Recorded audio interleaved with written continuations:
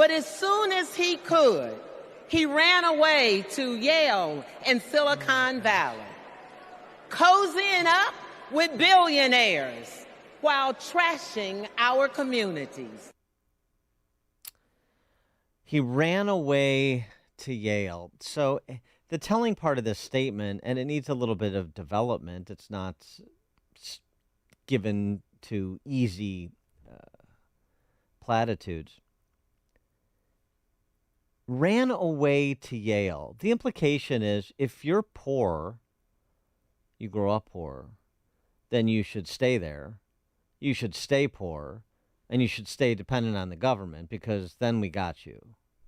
Then we got you in our ranks, more likely than not, for the rest of your lives. And if you do escape,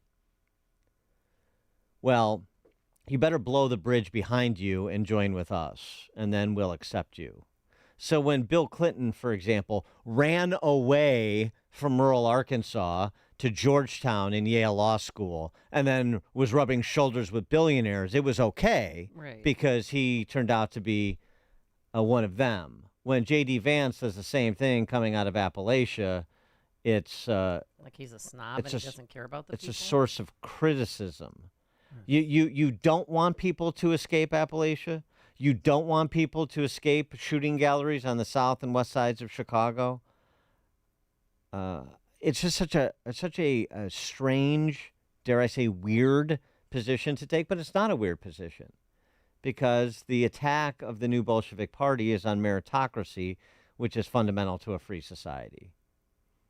And maybe that's difficult to develop in a 30-second spot. It's not difficult to develop on a campaign stop when Trump is going to talk for 30 or 45 or 90 minutes.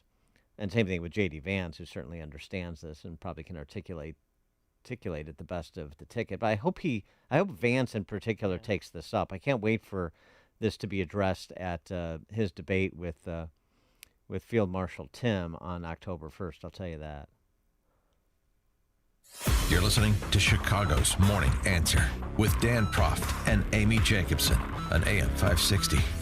The Answer. We all hear the radio ads about the IRS. They tell you to be afraid, to be scared, and they try to frighten you into calling. I'm not here to do that. Tax Relief Advocates is different. TRA is here to tell you that if you owe money to the IRS, whether it's $5,000, $50,000, or $500,000, we have a solution. It doesn't matter if you're sitting in your car, at work, or with your kids. No matter where you are, call now. 800-575-6745. Don't lose hope. TRA can eliminate or reduce what you owe to the IRS. Generous programs are now available that can give you a fresh start. Our passion is taxes and helping individuals fix their IRS problems. We have over 1,000 five-star reviews on Google and an A+ with the Better Business Bureau. You don't need to be afraid of the IRS any longer. End your tax nightmare today by visiting us online at TRA.com or call 800-575-6745. That's 800-575-6745.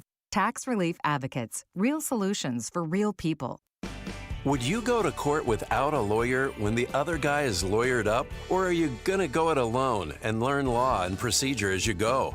When you have an insurance claim for your home or business, it's the same thing. This is Dan Lights from Crosscom. We inspect your property, file your claim, negotiate the damages, and maximize your settlement with your insurance company. Insurance companies will send out their inspectors that work for them, get paid by them, and represent them, not you. If we complete the repairs approved by your insurance company, our service is free. Crosscom Public Adjusters has turned denied claims into approved claims. We've also increased insurance claims anywhere from 23 to 1,000%, and we could do the same for you. We are licensed by the Department of Insurance and work in Illinois, Northwest Indiana, and Southern Wisconsin. Crosscom Public Adjusters, 630-871-5500. Online at crosscominc.com. That's crosscominc.com. Crosscom, building trust for over 20 years.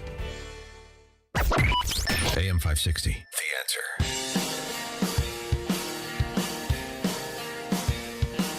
All right, coming up on Chicago's Morning Answer. We'll have more color from the front with Amy and run through some of our other speakers on our way to Hillary Clinton living in a glass house and the big guys sayonara. That's at 5:38. Yeah, bye-bye, Joe. But now let's head into the newsroom. Here is Mike Scott. It's 5:31. Democrat National Convention closing night one with a speech from President Joe Biden. And all this talk about how I'm angry at all those people who said I should step down. That's not true. He told last night's crowd he loves America and is not mad at Democrats who asked him to drop out of the 2024 race and is backing the new Democrat ticket. Violent crime has dropped to the lowest level of more than 50 years. And crime will keep coming down when we put a prosecutor in the Oval Office instead of a convicted felon. Said it was an honor to serve as president and win after Donald Trump, saying the Harris-Walz ticket would make sure, in his words, democracy survives.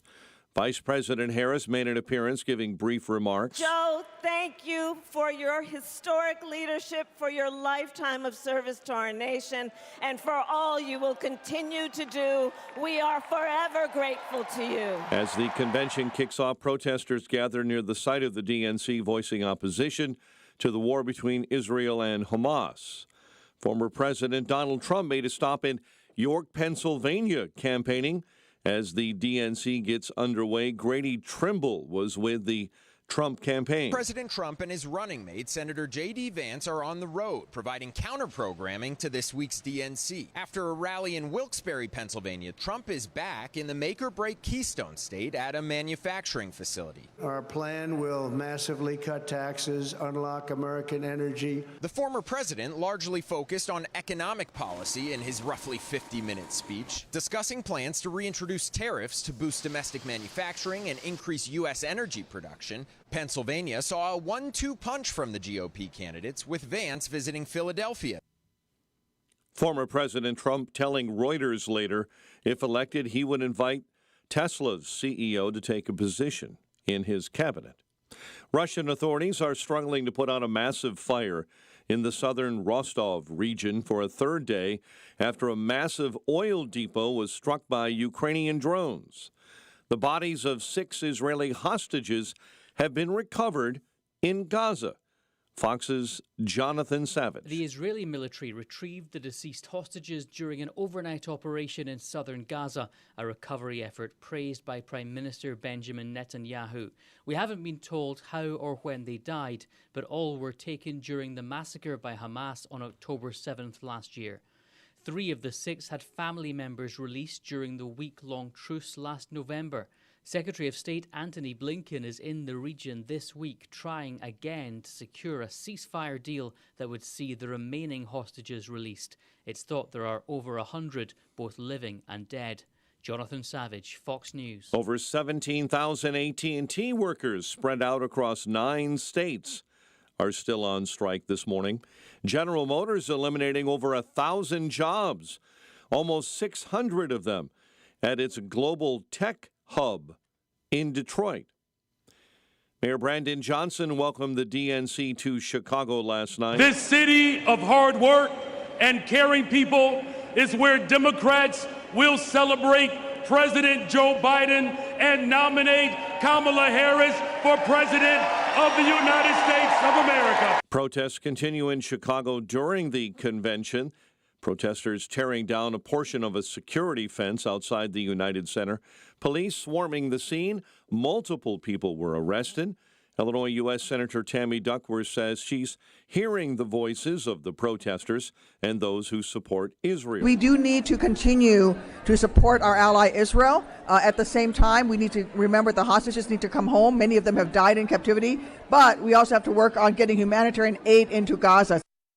And a bit of a surprise on day one of the convention as Illinois Democrat Party leaders met and Governor J.B. Pritzker hinted he will run for a third term as governor. So I'm not suggesting that I want to try to beat Jim Thompson's 14-year record. My wife's not here, and I don't want anybody talking to her about this. Illinois House Speaker Chris Welch also dismissed taxpayer concerns that once Democrats are over with their convention, it's back to reality in Illinois with high inflation on food, energy, and skyrocketing spending and taxes. White Sox gave up 4 in the bottom of the 5th in a 5-3 loss in San Francisco. Cubs take on the Tigers later on tonight.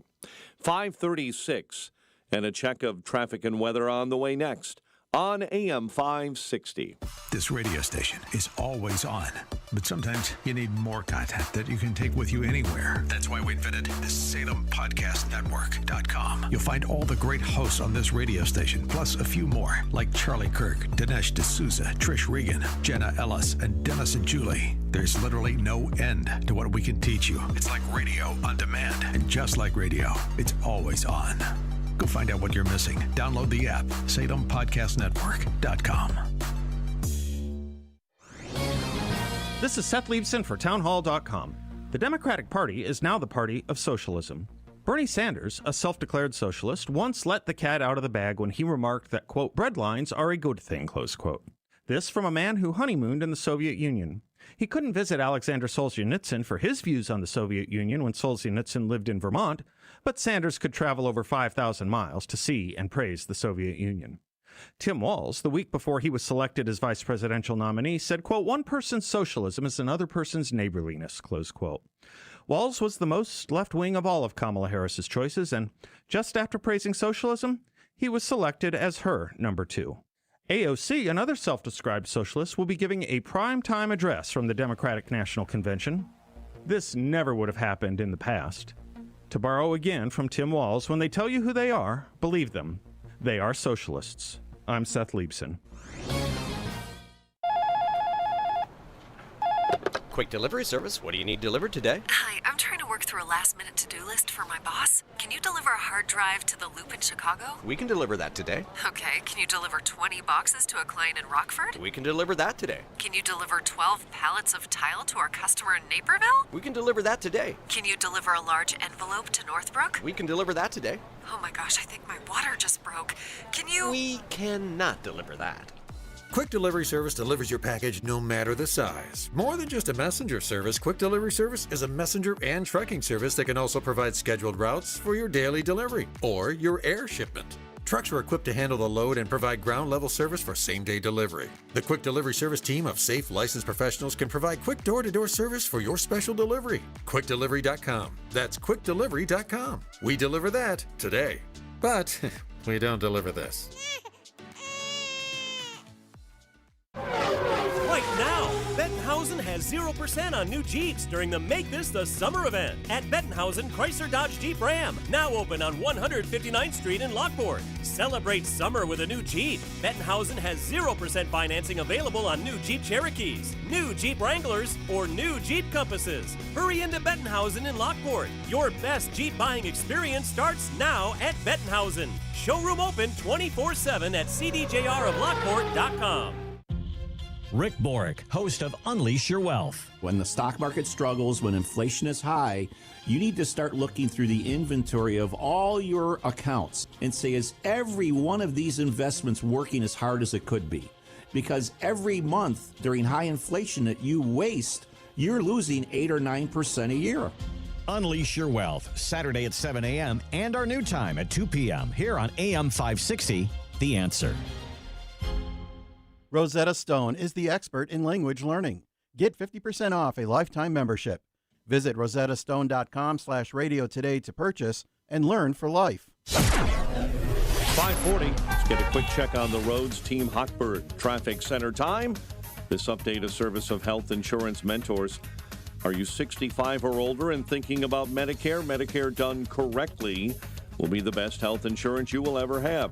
Call Stephen Tucker today for free Medicare advice, 630-674-1551 or healthinsurancementors.com. Stop and go on the inbound Kennedy between Nagel and Montrose. 30 and climbing on your inbound commute from O'Hare into the Burns Circle interchange. Dan Ryan already slow as you jam up into 35th in the locals. In the express inbound, you're also hitting the brakes at 35th. Chicago's Morning Answer with Dan and Amy continues next. Now, your official Chicagoland weather forecast. Mostly sunny and 73 today. Clear and 56 overnight. Partly cloudy and 60 right now. Your next news update is at 6. Chicago's Morning Answer continues next on AM 560, The Answer. Now, from the Signature Bank Studios. You're looking for the latest news, insight into what it means, and the sharpest opinion. There's only one station in Chicago where you can turn, and it's this one. We're AM 560. The Answer. Top of the morning, Dan and Amy. How many abortions did you say were performed at that mobile mill at the DNC? They just would say 25 for yesterday and today. And how many of those were Bettys that were sent there by Dog Emhoff, making the rounds in Chicago? My man! Dog. Dougie. She calls them. I didn't know, because when they had that staged event in Pennsylvania, where they kicked everybody out of the restaurant and they brought in their own crew to show that she was meeting with people. They were picking up some Doritos, and she called him, like, Dougie, I like my Doritos, Dougie. Yeah. Is that foreplay for them, maybe? He's doggy at home, Doggy. But when he's not at home, that's when the dog come out. Dog. Bow wow. Yeah. Yippee yow, yippee yow. Dog Emhoff. He was prominent yesterday. I like the walkthrough too. The walkthrough is. Did you see the walkthrough when he did the practice walkthrough? Yeah, the practice walk. Yeah, it was like he was doing a little dance to whatever music was playing there. Boy, I'll tell you. Back in the day at Jilly's Retro, Dog Emhoff and his boys, forget about it. My man! He's so hot. He is. There's no question. What a looker. Whew. And I think he has to work on his relationship with his kids, though, because I was watching yesterday. And, it's probably uncomfortable for them, but he was trying to, his son, Cole, was holding a Jill sign. And, okay. That's a way to pass the torch. And his dad was trying to put his arm around him. He's like, get off me. Don't embarrass me in front of my friends, Dad. Maybe he's still a little bit rankled by the whole nanny thing. Yeah, because they might not have known. They could have just found. That is a very strong possibility that they found out when we all found out. Yeah. And of course, the teacher always has to leave the school, not the parent and his kids. Well, the other gentleman in question here is part of this team, talking about Field Marshal Tim. Eva Peron of East Lansing is there. She's been flacking for the Harris Walls ticket, too. And she had an interesting commentary on Tim Walz, that sitcom dad. I love Tim Walz. So, Tim, my daughters were saying to me, he's like a male version of you, Mom. And I thought that was so funny. Minus the red lip. I can see it. But he's rocking a purple tie in honor of the Vikings and Prince. So, he's always on message. Okay.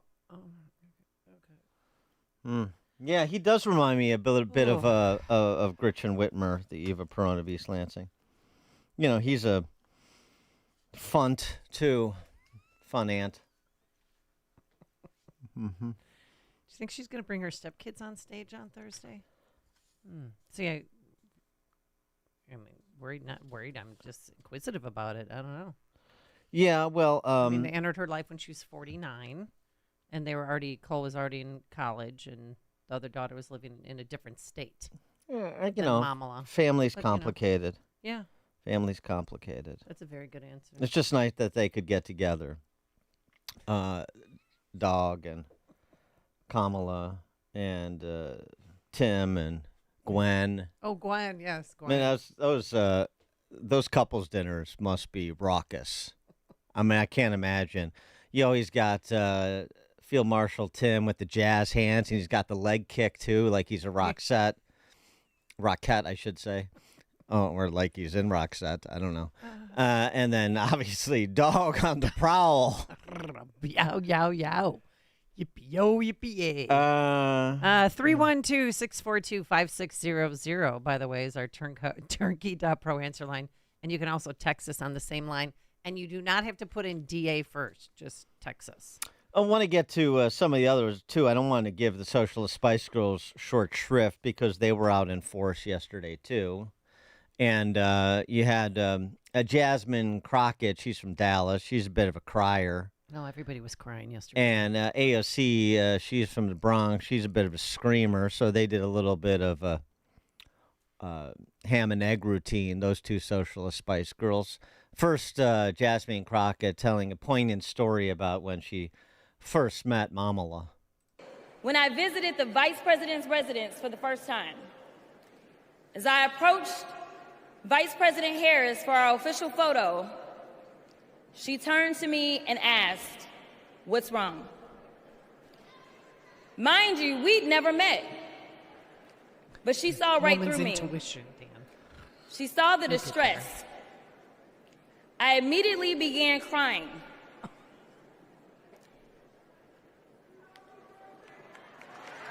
And now she's crying again. You said you weren't going to do this. You said you weren't going to do it. Yeah, girl. Keep it together, Jasmine. And the most powerful woman in the world wiped my tears and listened. Oh yeah. Christ-like. Wipe your tears. Mamala, Christ-like in that moment. What? I never really got, like, so what was the source of the distress, and how did she know? What was a woman's intuition to know that you were upset? What were you upset about?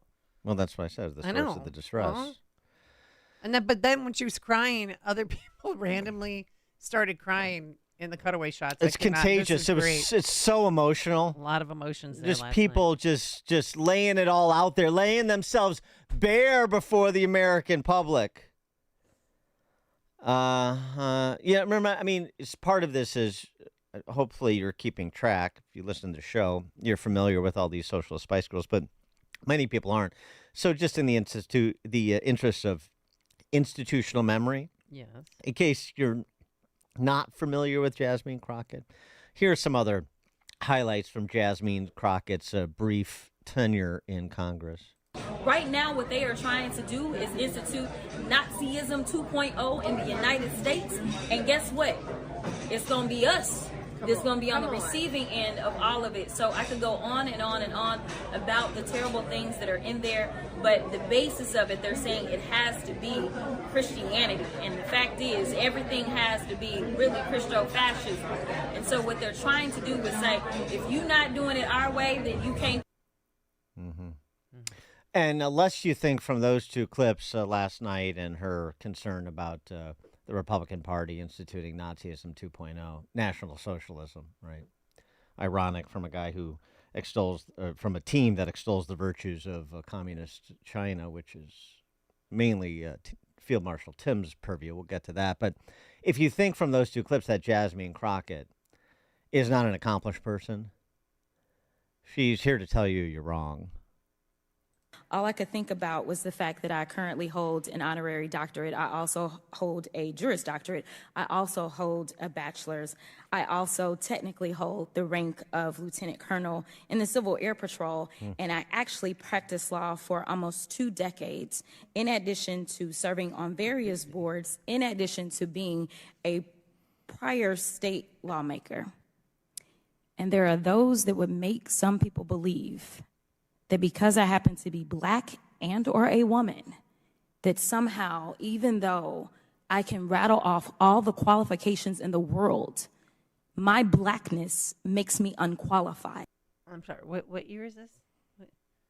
This is in the last 12 months. These are, I mean, she hasn't been around very long. This is a good example, too. Boy, she is highly credentialed. Credentials and qualifications, are those synonyms? No, they're not. Love to have Jasmine Crockett on the show to plumb the depths of some of these matters, but that's unlikely. Anyway, I just give you some background on who these people are and how seriously you should take them and how seriously you should take the party that would use them to highlight who they are. And, of course, you can't forget this. I love the instant classics. Everybody remembers MTG and AOC having their little throwdown in committee. Oh, yeah. But don't forget, I should say, don't forget to remember that Jasmine Crockett was the initial target. Oh, right, with the eyelashes. Do you know what we're here for? You know we're here about AG. I don't think you know what you're here for. Well, you the one talking about. I think your fake eyelashes are messing up. No, what you're ain't reading. nothing. Hold on. Oh, no! Order. Mr. Chairman, That's beneath would even you order. please regain order of your committee? Order. I do have a point of order, and I would like to move to take down Ms. Green's words. That is absolutely unacceptable. How dare you attack the physical appearance of another person? Are your feelings hurt? Her words down. Aw. Oh, girl, baby girl. Oh, really? Don't even play. Baby girl? I don't think we are gonna move, and we're gonna take your words down. I second that motion. So, you agree to strike your words? Yeah. Okay. Ms. Green agrees to strike her words. I believe she Chair was recognizes apologizing. No. She Perry. was apologizing. Okay, hold on. Then after Mr. Perry's going to be recognized, then Ms. Green I'm not has 4 minutes and apologizing. 21 Well, seconds. then you're not striking your words. I am Mr. not Perry. apologizing. Now let's go. Come on, guys. It's me. Ms. Crockett. I'm just curious, just to better understand your ruling. If someone on this committee then starts talking about somebody's bleach blonde, bad built butch body, that would not be engaging in personalities, correct? A what now? What? Chairman, You I make a motion to strike those words. I don't think that's a what? I'm trying to find Poor Jim clarification Comer. on what Chairman, motion to strike those words. We're not going to do this. Look, you guys earlier literally just said You just voted to do Y'all did it first, so you don't want to voted to do it. Order. I'm trying to get clarification. Look at, calm down. No, because this is what No, baby girl. Ms. Crockett, you're not recognized. Poor Jim Comer. Oh my God! What? Now you said a what? I don't understand. Butch body, bleach body, what? You want to do a what? It's like it's a South Park character. Anyway, so that's well. Not only is it your Congress in action, but that's Jasmine and AOC teaming up, and they did again yesterday. You've heard from Jasmine. Don't you want to hear from AOC? Of course you do. Of course you do. And I, for one, am tired of hearing about how a two-bit union buster thinks of himself as more of a patriot than the woman who fights every single day to lift working people out from under the boots of greed, trampling on our way of life. Oh, baby girl! Yeah! What was that? I I watched it. I'm like, what? So what's your Now, point? the bootstraps are what? And now, fighting every day for who? And AOC had this riff on democracy. Only through the miracles of democracy and community that the good people of the Bronx and Queens chose someone like me to elect them in Congress. Now to elect who? The people of the Bronx chose you to elect what? Lewis, Southside, you're on Chicago's Morning Answer. Good morning, Dan. Good morning, Amy. None of those qualifications has any meaning when someone comes out and say, I'm picking you because you are a black woman. I'm going to make you my vice president. I'm going to make you my Supreme Court justice. What about her perfect attendance certificate from 8th grade? You're telling me that doesn't mean anything? It doesn't mean a thing. Yeah. And another thing I'd like to say, how did you like that peaceful transfer of power last night? Oh, Yeah. We're still breaking it down. Yeah. Yeah. Jill seemed a little bitter. But we'll get to that. And the big guy was channeling AOC with his screaming. He went full baby girl last night. We'll pick that up. It's news, opinion, insight. This is Chicago's Morning Answer on AM 560. The Answer. As everyone can tell, we're living in turbulent times. During times of uncertainty like World War II and 9/11, people have often turned to God. In times like these, Fox Valley Coins in Naperville, Illinois reminds all Americans of the ancient promise found in 2 Chronicles 7:14. If my people who are called by my name shall humble themselves and pray and seek my face and turn from their wicked ways, then will I hear from heaven and will forgive their sin and will heal their land. This is not a political statement. It's a call to all God-fearing Americans to do as God's word instructs. America needs healing now. Whether you're for the guy on the left or the right or neither, everyone needs to heed the word of God as 2 Chronicles instructs us. May God bless all our leaders and God bless the USA. This message is brought to you by Fox Valley Coins on Route 59, Naperville, Illinois. One of the most important decisions you can make as a parent is where you send your kids to school. But these days, it's never been harder to know which school is best. Public schools have changed a lot, and you might be thinking about sending your child to a private Christian school. But you also know that private school can be expensive, and in this economy, you might think it's not an option. Well, think again. With halfpriceschools.com, you can purchase tuition vouchers for half the price of normal tuition for private schools. For nearly 10 years, halfpriceschools.com has helped families from all over Chicagoland make the dream of private school a reality. And that can be the reality for you and your child, too. Just go to halfpriceschools.com, search for a private Christian school near you, and purchase a voucher. It's that easy. Visit halfpriceschools.com. That's halfpriceschools.com. Signature Bank is Chicago's fastest growing independently owned business bank. It's a bank where relationships still matter. Signature Bank knows your name and your story. I'm Dan Proft, and I know this because Signature Bank is my business bank. I'm Jim Durkin, founding partner of the Martech Group, a global market research firm based in Chicago since 1985 and a longtime customer of Signature Bank. When our business moved to our current Loop location, I recall seeing Mick O'Rourke and his two business partners, Brian Duncan and Kevin Bastuga, laying the foundation for Signature Bank. When Signature opened its doors in 2006, I was proud to move our accounts there and become a shareholder. Being in the consulting business, the Martech Group has a keen understanding of the value of relationships, trust, and attentiveness.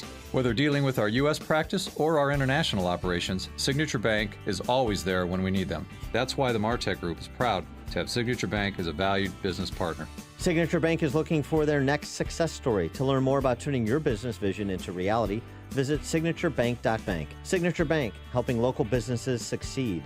Member FDIC, Equal Housing Lender. AM 560, The Answer. All right, coming up on Chicago's Morning Answer. At 6:06, we turn our attention to what Hillary and the big guy had to say, as well as Pelosi's status update on her relationship with the big guy. I want to keep track of that. That's all at 6:06. But now let's head into the newsroom. Here is Mike Scott. The Obamas and J.B. Pritzker are expected to speak tonight at the DNC. Protesters breach a security fence outside the United Center.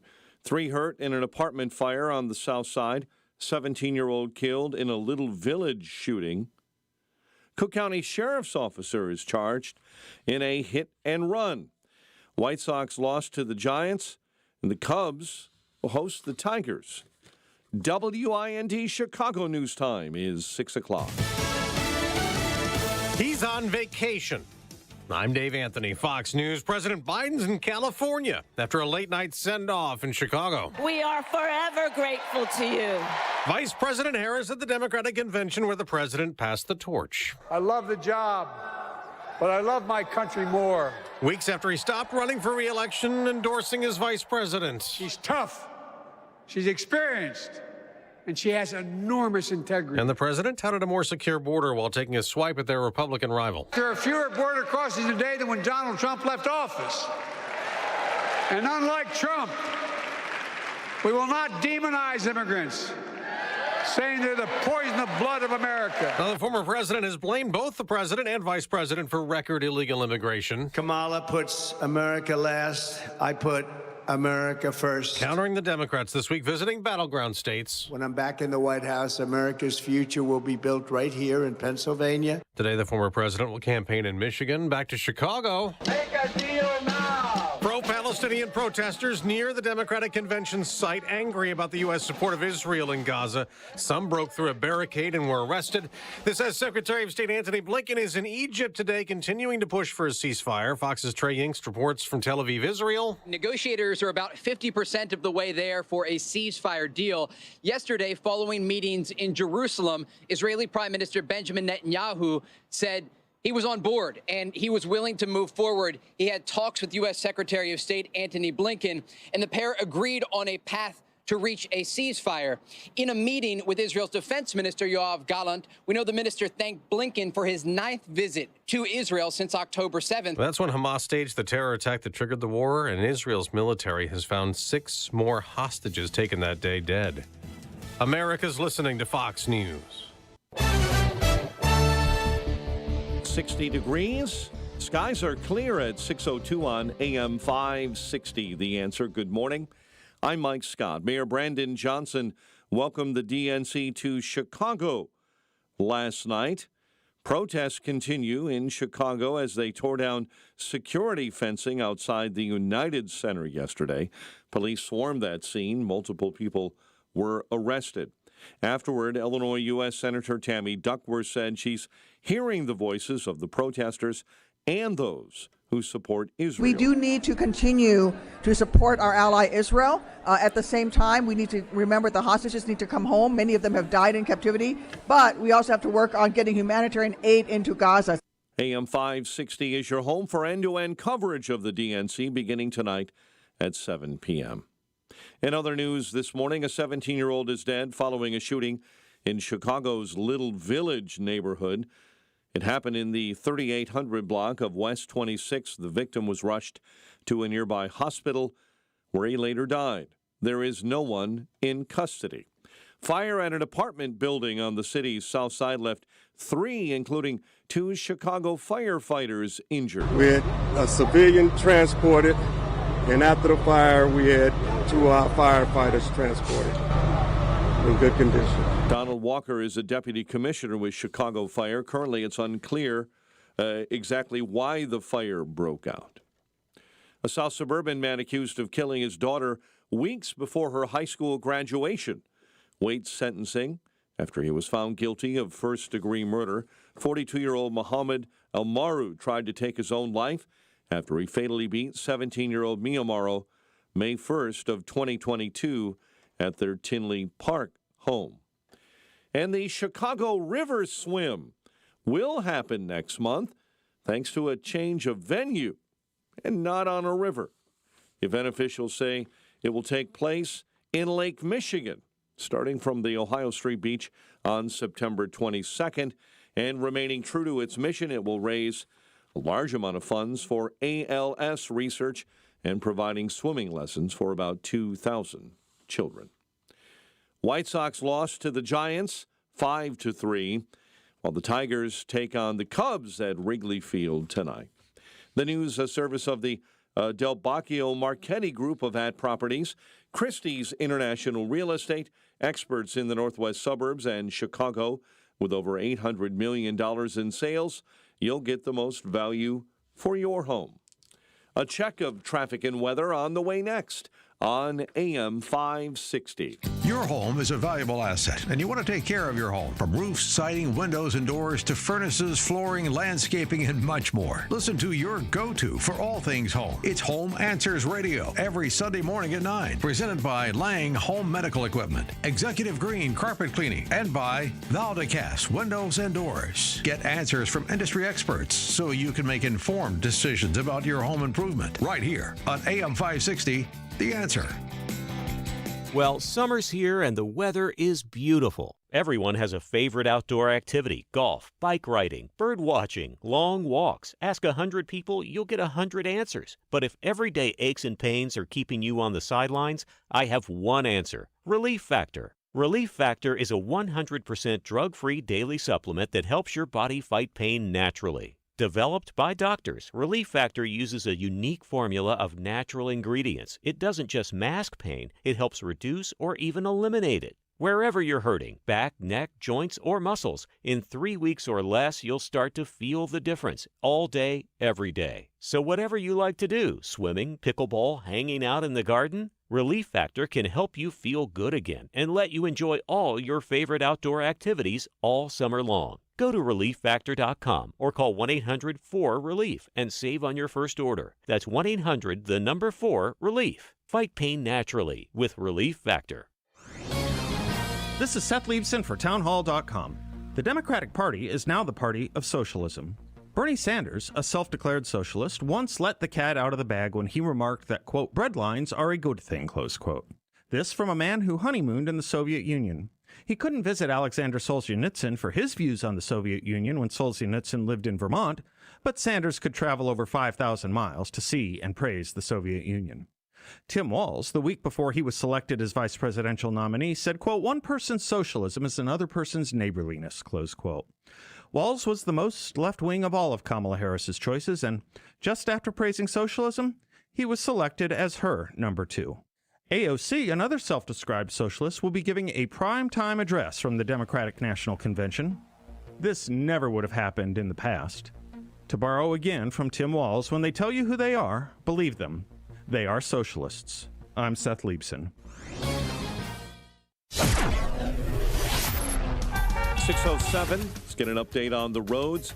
In our Team Hochberg Traffic Center, we're seeing build-up on the Kennedy inbound 31 O'Hare into the Burns Circle interchange. Slow traffic on the Stevenson inbound between Central and Kedzie. The Ryan jamming up in the express between Pershing and the Chinatown feeder. And the Bishop Ford slamming slow into the Ryan merge this morning. Traffic, a service of almostfreeteeth.com. Overpaying for dental implants is over. If you have a Blue Cross Blue Shield PPO or FEP, you could save 90% off on average to get your smile back. Learn more and check if you qualify at almostfreeteeth.com.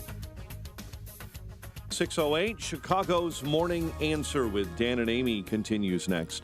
Now, your official Chicagoland weather forecast with Steve Williams. Today mostly sunny, terrific day. High today at 73. For tonight, clear, low 56. Partly sunny, nice tomorrow, and the high at 76. Sunny Thursday, the high up to 81. I'm Steve Williams on AM 560, The Answer. Currently 60 degrees at O'Hare. Your next news update is at 6:30. Chicago's Morning Answer continues next on AM 560, The Answer. Now, from the Signature Bank Studios, this is Chicago's Morning Answer with Dan Proft and Amy Jacobson on AM 560, The Answer.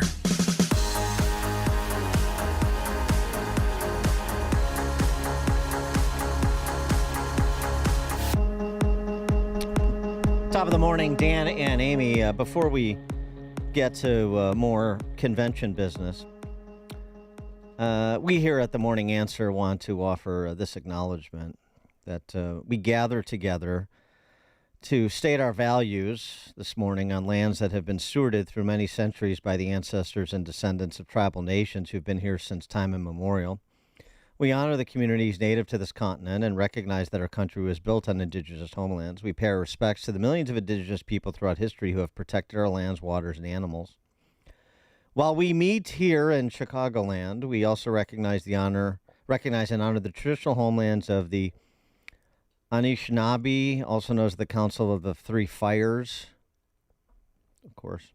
We acknowledge the many other tribes who consider this area their traditional homeland, including the Miamia, the Ho-Chunk, the Menominee, the Sac and Fox, Peoria, Kaskaskia, Wea, Kickapoo, and Mascoutin. We continue to support tribes as they advocate for the United States to uphold treaty and trust responsibilities. We applaud that in 2024, under the Biden-Harris administration, the Prairie Band of Potawatomi Nation became the first federally recognized tribal nation in Illinois in 175 years, when the U.S. Department of Interior placed 130 acres of the Chabanais Reservation in nearby DeKalb County into trust. All right.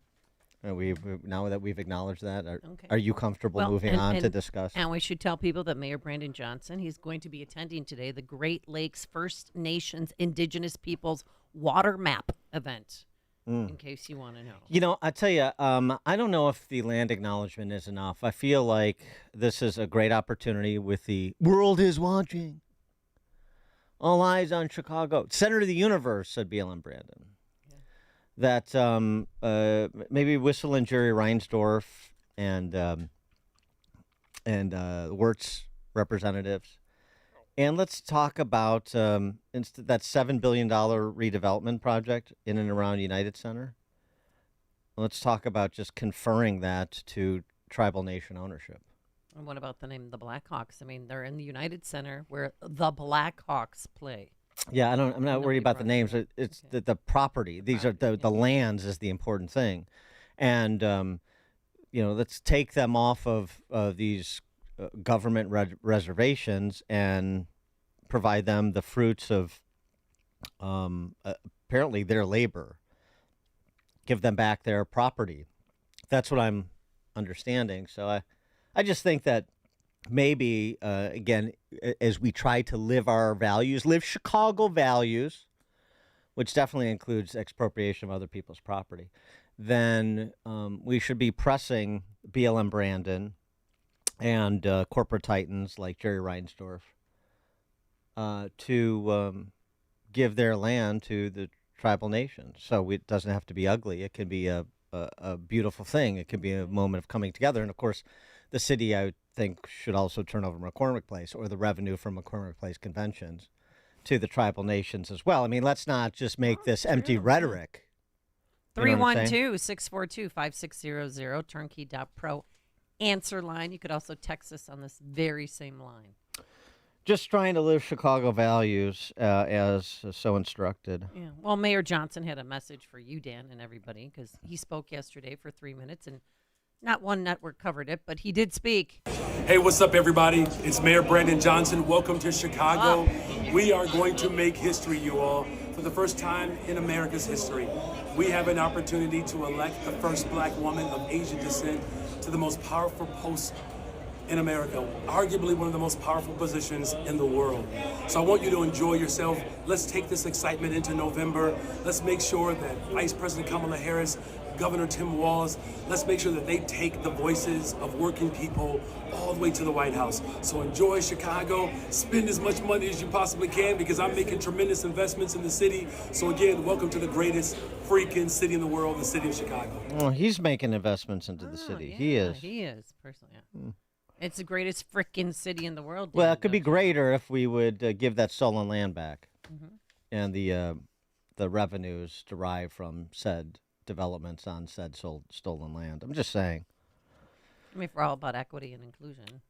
Well, so last night, I mean, getting to the speakers now, I think we've sufficiently put a stake in the ground here for our values. A lot of lies that have been told over and over again the last several years were brought back and repeated ad nauseum by the speakers, including but not limited to the big guy. So, for example, Connecticut Senator Chris Murphy did a little bit of foreshadowing of some of the things that the big guy would say when he offered this about the border. She actually is presiding over an administration that has less crossings at the southern border on a daily basis than were happening at the end of the Trump administration's.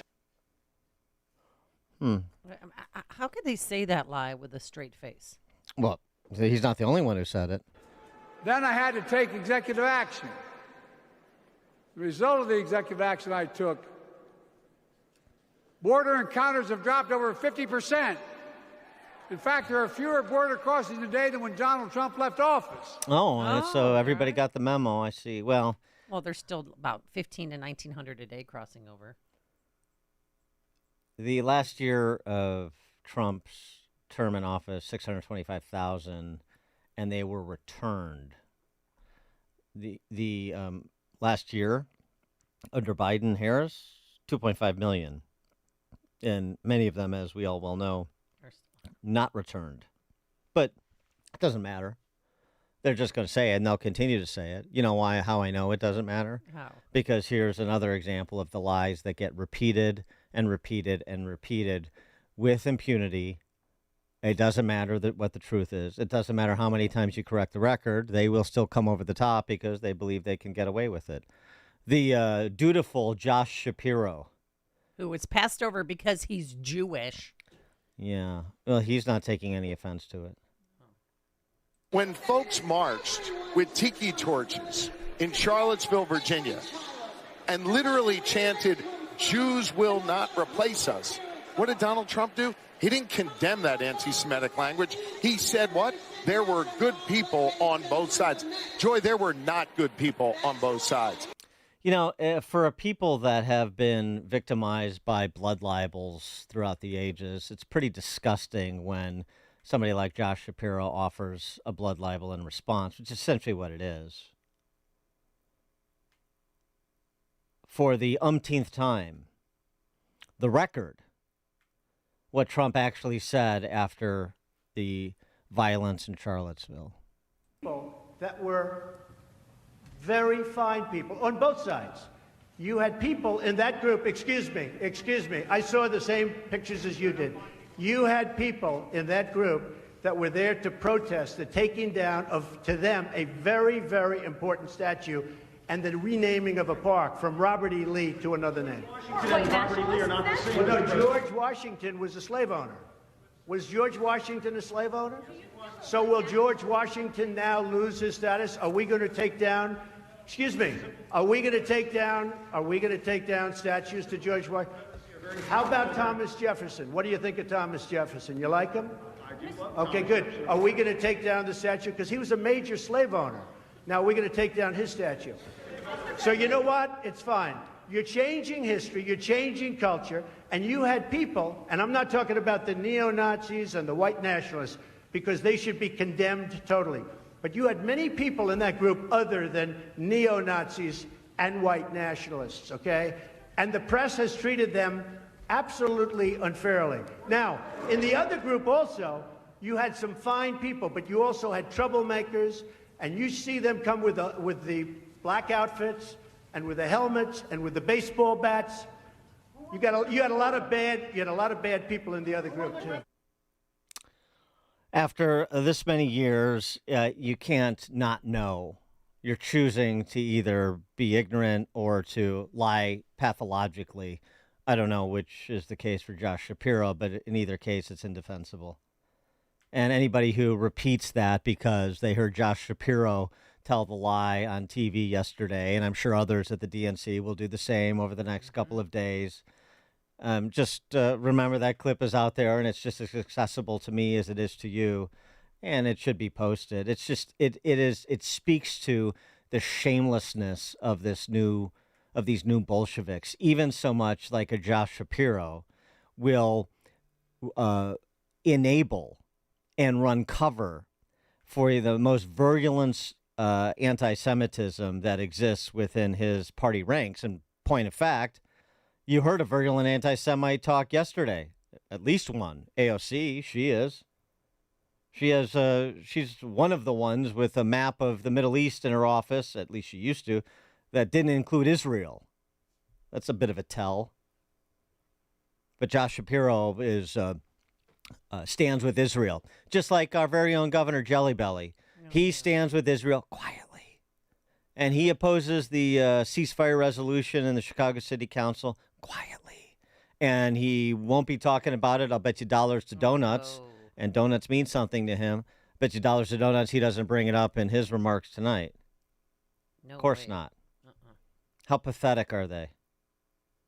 Just on this one issue, talk about speaking to the core of who you are or are not. So for all this, Josh Shapiro is such an attractive, popular, blah, blah, blah. He's a paper tiger. Just as Jelly Belly's a paper tiger. If you had a real party and real candidates and people who can articulate arguments and expose the ruses they run, these people, hopefully they would be defeated, but at least the truth would be out there and it would not be able to be ignored. So that you would have to decide if you're going to side with somebody that is as just hopelessly, pathologically mendacious as a Shapiro or a Pritzker. And I got to tell you, on an ancillary issue yesterday at the protest that they had, the pro-Palestinian and then everything else you can imagine, there was a small group of Jewish students, and they had to be surrounded by police. I mean, what kind of America are we living in where we ever thought that would be acceptable? And it brought this one black lady to tears who is a resident who watched it. And I was really grieved when I saw Jews with their flag and they had to be surrounded by police. All of it's hurtful. It's all painful. Yeah. Well, what are you going to do about it? 80-year-old woman lived her whole life in Chicago. It's just like, I can't. She lives right there, so she gets a front row seat to everything every day for the next, 3 days of protesting. Among the other lies that were reheated for rhetorical use last night, starting with the big guy, this classic, instant classic. He's promising a bloodbath if he loses, in his words. And Dan, wasn't that about the auto industry with, if they mandate all cars have to be electronic vehicles, that there's going to be a bloodbath in the auto industry Right. when it comes to jobs lost on the Right. manufacturing line.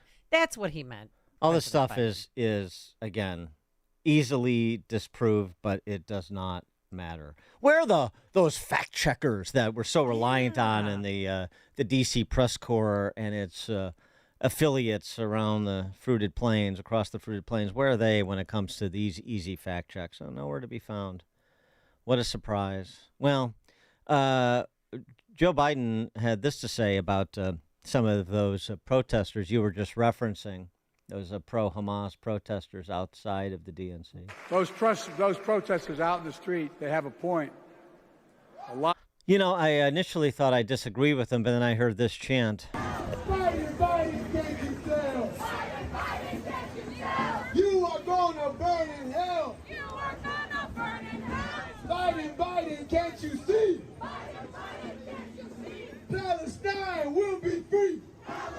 Yeah, well, not about that second one, but Biden, can't you tell you were going to burn in hell? Well, not for the reasons that they think, but they may, as the big guy said, they may have a point. The Biden, the emotional fare thee well from Joe Biden, as we're supposed to, take that and just repeat it and accept it as the proper characterization of what happened last night. What a moment, right?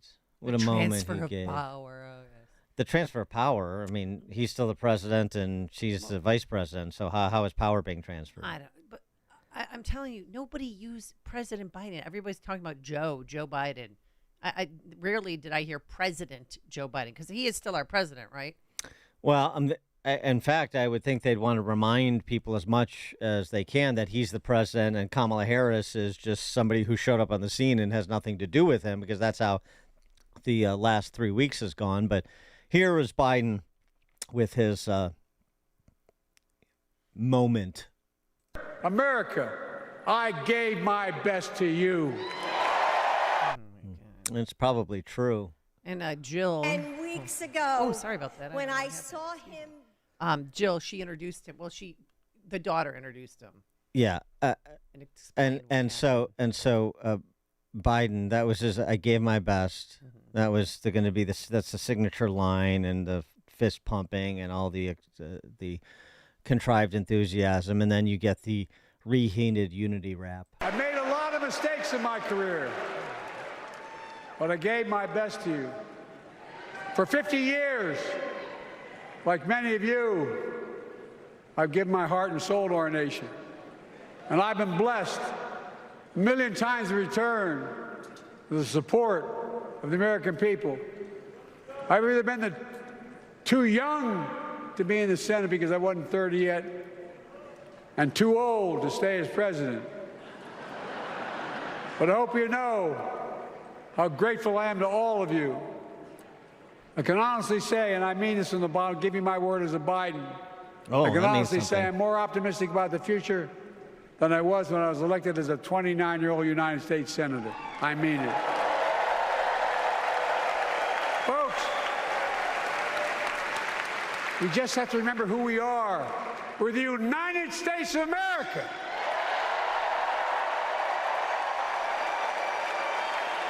And there's nothing we cannot do when we do it together. I mean, giving his word as a Biden, didn't he tell the American people that he and Jill are now going to recognize their 7th grandchild, because after his speech yesterday, when everybody was celebrating and tears were flowing, didn't see that 7th grandchild on stage with them. Another Biden lie. So Biden is very grateful for giving his life to this country, 52 years of alleged service. Yeah, well, he should be grateful because that impeachment report that came out yesterday from the Oversight, Judiciary, and Ways and Means Committees in the House documented something that has been widely reported, but now it's all buttoned up. $27 million the Biden family enjoyed from the influence peddling operation where Hunter rode point and had foreign business dealings with Russian, Romanian, Chinese, Kazakhstani, and Ukrainian individuals and companies. So, yeah, being able to walk away with that kind of cash, legal fees, and baby boy Hunter's problems notwithstanding, it's something to be grateful for, I suppose, when you basically were a bland, colorless company man who meandered about D.C. in the halls of power for 52 years without contributing much. And to the extent that there are signature things that you did, they were either embarrassing, like the confirmation hearing of Clarence Thomas, or they're completely destructive to our market economy and our system of justice, like the last 3 years of Biden's administration. Consequential president. Yeah, he's consequential.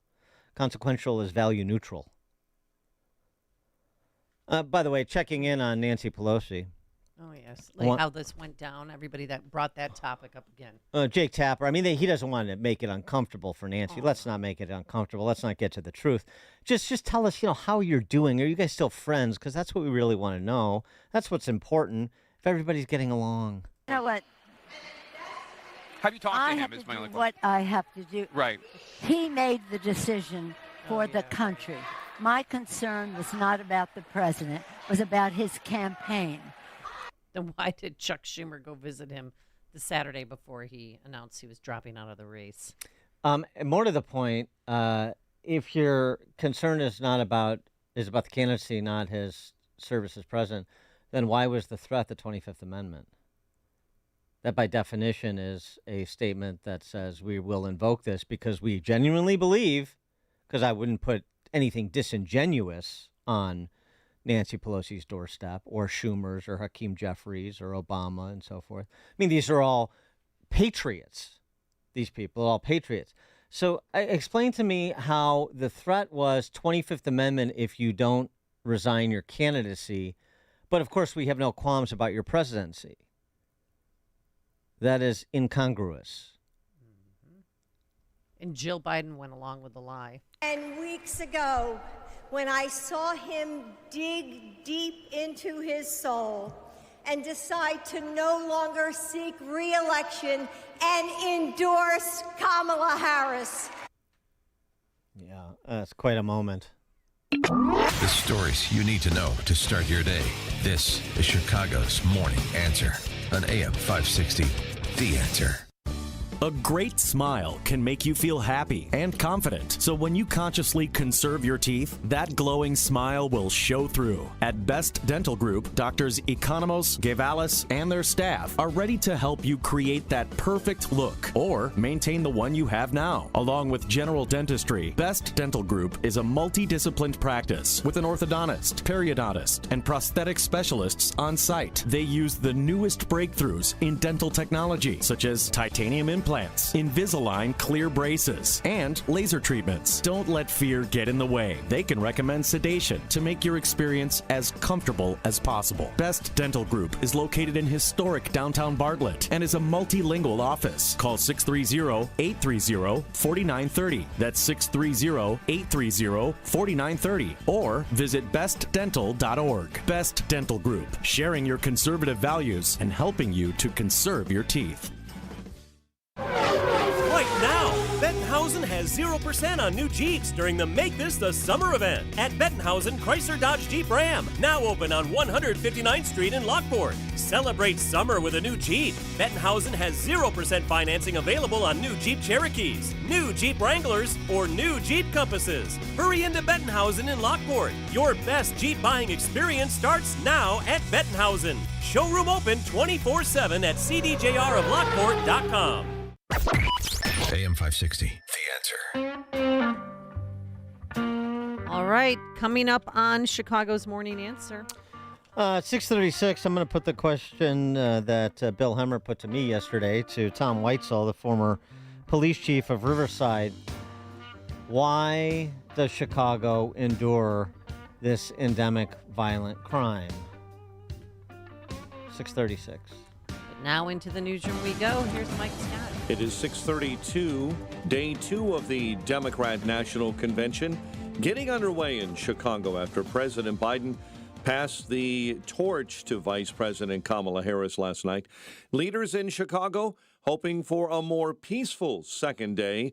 Here's our Rob Dawson just outside the security zone this morning. It started out as a protest loud but free of any violence. Thousands gathering in Union Park to voice anger over the Biden-Harris administration's handling of the war between Israel and the Palestinians. I believe confirming that we're all here, we're all together, shows a gratitude of representation for the people who feel that they're marginalized right now.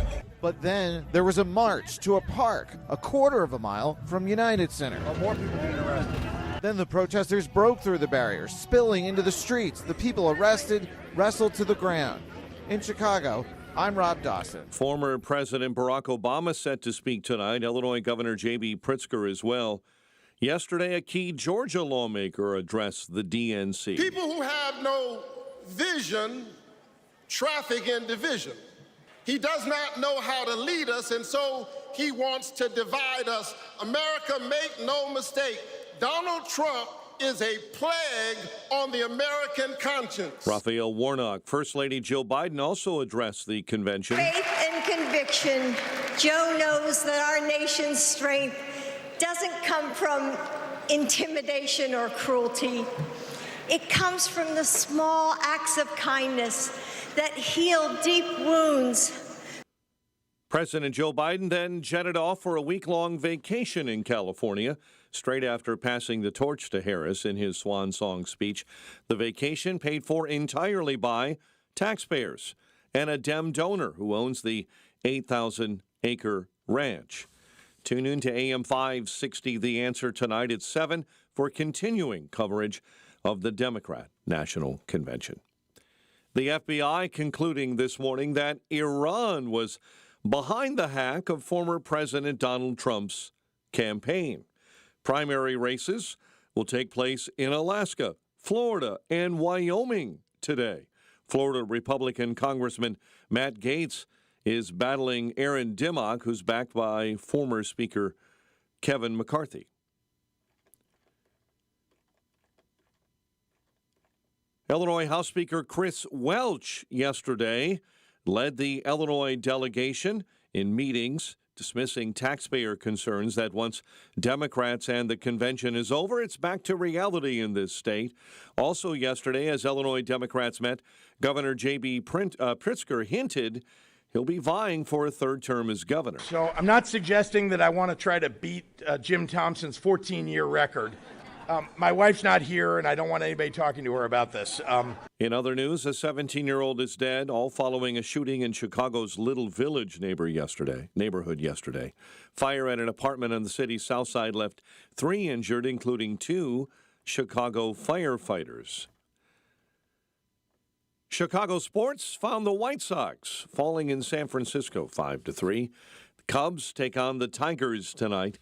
The news service of Papa Nicholas Coffee, a Chicagoland tradition for over 5 generations, combining heritage and innovation in every cup. Hot air roasted locally and cold blended in small batches to ensure premium quality. Online at papanicholas.com. A check of traffic and weather on the way next on AM 560. He's back, and he's better than ever. Larry Elder. That's right. The great Eldersky is back. Tan, fit, ready, and rested. There is so much to cover. In fact, I think this is going to be the most consequential year in politics, arguably in our lifetime. The Larry Elder Show. Weeknights at 8, right before Sean Hannity at 10 on AM 560. The Answer. Attention, anyone with high blood pressure. If you want to seriously control your blood pressure and not be a walking time bomb, Order 120 Life today. 120 Life is an amazing blend of superfruit juices that can actually help lower your blood pressure. It's been endorsed by thousands of health professionals and doesn't have the side effects of medication. With ingredients that have shown to naturally help control blood pressure, 120 Life could be the natural game changer in your life. Try it for yourself, risk-free, with a 2-week trial pack. Go to 120life.com and use coupon code 560 to save 15% and get free shipping. 120 Life is so sure it can noticeably lower your blood pressure in just 2 weeks, they'll give you your money back if you're not satisfied. Order the 8-ounce drink or powdered mix. From pomegranates to cranberries, it's the delicious way to lower blood pressure. Go to 120life.com now. Use coupon code 560 to save 15% and get free shipping. Wesley Financial Group is not a law firm. If you own a timeshare, don't miss this public service announcement from Chuck McDowell, founder of Wesley Financial Group. If you receive an unsolicited phone call or mail piece to discuss selling, renting, or especially canceling your timeshare, don't fall for it. If you really want out of your timeshare, hang the phone up immediately or throw that mail piece in the trash and contact your timeshare resort or Wesley Financial Group for assistance with your timeshare. As the only Inc. 500 timeshare cancellation company, our knowledge, experience, and results has made Wesley a trusted resource for over 40,000 families we've helped get out of their timeshare. Give us a call, and I'll send you our timeshare exit information kit free with the straight facts about your timeshare and all of your options for cancellation. Call for your free info kit, 800-839-8484. 800-839-8484. 800-839-8484. In 2012, the Journal of Cognition and Emotion published a study that showed that we make a decision to trust a person within 100 milliseconds of seeing their face. Making a good first impression has never been more important, and you can make that positive impression with a professional headshot from Tom Killoran Photography. Whether you're a job seeker trying to land your next position, or you're looking to build your business by connecting with prospective clients and customers, you need a high-quality headshot to use with your resume, portfolio, website, or other marketing materials. The experts at Tom Killoran Photography can work with you to capture the exact look you need for your professional presentation. Tom Killoran Photography is also the official photographer for AM 560 The Answer. To learn more and to see a sample of their work, just visit KilloranPhotography.com. That's KILLORAN Photography.com. Or call them at 708-361-0025. Tom Killoran Photography, capturing important life moments for over 30 years. Don't let a cold, sinus infection, or allergies ruin your day. Breathe easier, sleep better, and feel healthier with Navage. Visit Navage.com, Walmart, Walgreens, CVS, or a store near you. 6:39, a check of the roads in our Team Hochberg Traffic Center. And this update on the roads this morning, a service of Qdoba. Stake it up a notch with the new habanero lime steak from Qdoba. Grilled steak, tossed in habanero sauce, lime juice, fresh cilantro, perfect hint of heat to spice up your entree. Qdoba.com or download the app. Eden's right now, 24 Lake Cook Road to the junction. Kennedy inbound 42, O'Hare into the Burn Circle interchange with an accident on the right-hand shoulder, outbound on the Kennedy at Belmont. Chicago's Morning Answer with Dan and Amy continues next. AM 560 Weather Center forecast, mostly sunny with a high of 73, clear and 56 overnight. Partly cloudy and 60 right now. Next news at 7. Chicago's Morning Answer continues next on AM 560 The Answer. Now, from the Signature Bank Studios. Only the biggest stories, only the biggest guests, and only the biggest opinions. This is AM 560, The Answer. Top Top of the morning, Dan and Amy. Again, Chicago Police Superintendent Larry Snelling and the men and women of Chicago Police responsible for security outside of the convention venues did a good job. They've done a good job so far. They have held the line and restrained the Bolsheviks against their worst impulses, though not without incident. Superintendent Snelling detailing yesterday. We had people deploy pepper gas toward our officers, throw water on them, throw water bottles, sticks, things of that nature, and they were continuously trying to take down the fence, and our officers responded as professionally as we trained them to. Yeah, in all, 4 people were arrested they took down 3 panels of a metal fencing on the north perimeter, but they stopped them right away. And the U.S. Capitol Police are there, and they had riot gear on. And listen to this protester. Like, people are so triggered that are at this event and protesting. I don't see no riot here! Why are you in riot gear? I don't see no riot here! Why are you in riot gear? I mean, you get the picture. It's just chaos and mayhem, and it's... Well, it's not everybody's chaos. angry about everything. It's not chaos and mayhem, but it would be if you were not clamping down the way that police are, allowing them to screech as much as they want, but not allowing them to be violent or exercise their impulses to be vandals either. Yeah, just because if there is any vandalism, they do arrest them. And they tried to set up tents last night, and the cops said absolutely not. And the protesters listened and then took down the tents. Yeah, they'll be arrested. I mean, it's a catch and release like they do at the border. But regardless, the police are doing what they can given the environment. Yeah. So far, we'll see if they're able to hold up for another couple of days. Thomas Weitzel is a retired chief of police for the village of Riverside. He joins us now. Tom, thanks for being with us. Appreciate it. Hey, good morning. Thanks for having me. So I use our assessment, one that you share as well, about the job police have done thus far. I do. For day one, it's only day one, but I thought it was excellent response. And while there were some arrests, and very minor, and there was some breaching of the fence, and that's kind of important, because that fence that was breached was the first time that the Chicago Police Department have used the cement barricades behind them and to anchor them into place. So that was pretty significant that they got through there. And I read that of those 4 individuals arrested, 3 of them were from out of state. One as far as Utah, and they had one arrest where an individual tried to get into the venue area with a loaded .22 pistol. And that individual is a convicted felon, and part of his argument to get in was that he had legal possession to have a gun in Illinois, which is a ridiculous argument, but that was a Secret Service arrest, too. Do you have any color on the guy who climbed the fence and then got arrested along with his big teddy bear, where he's from and... where the teddy came from? Was it one at a carnival or Great America? Yeah, more I'm to the... sure that was... Well, also, that was probably bought here in Chicago area, but it's like a prop to bring with you. And well, I just if we have any profile in him, like which Ivy League school he graduated from. No, but it most likely was from out of state, because they said there was only the one. At least thus far, they're going to do another briefing this morning.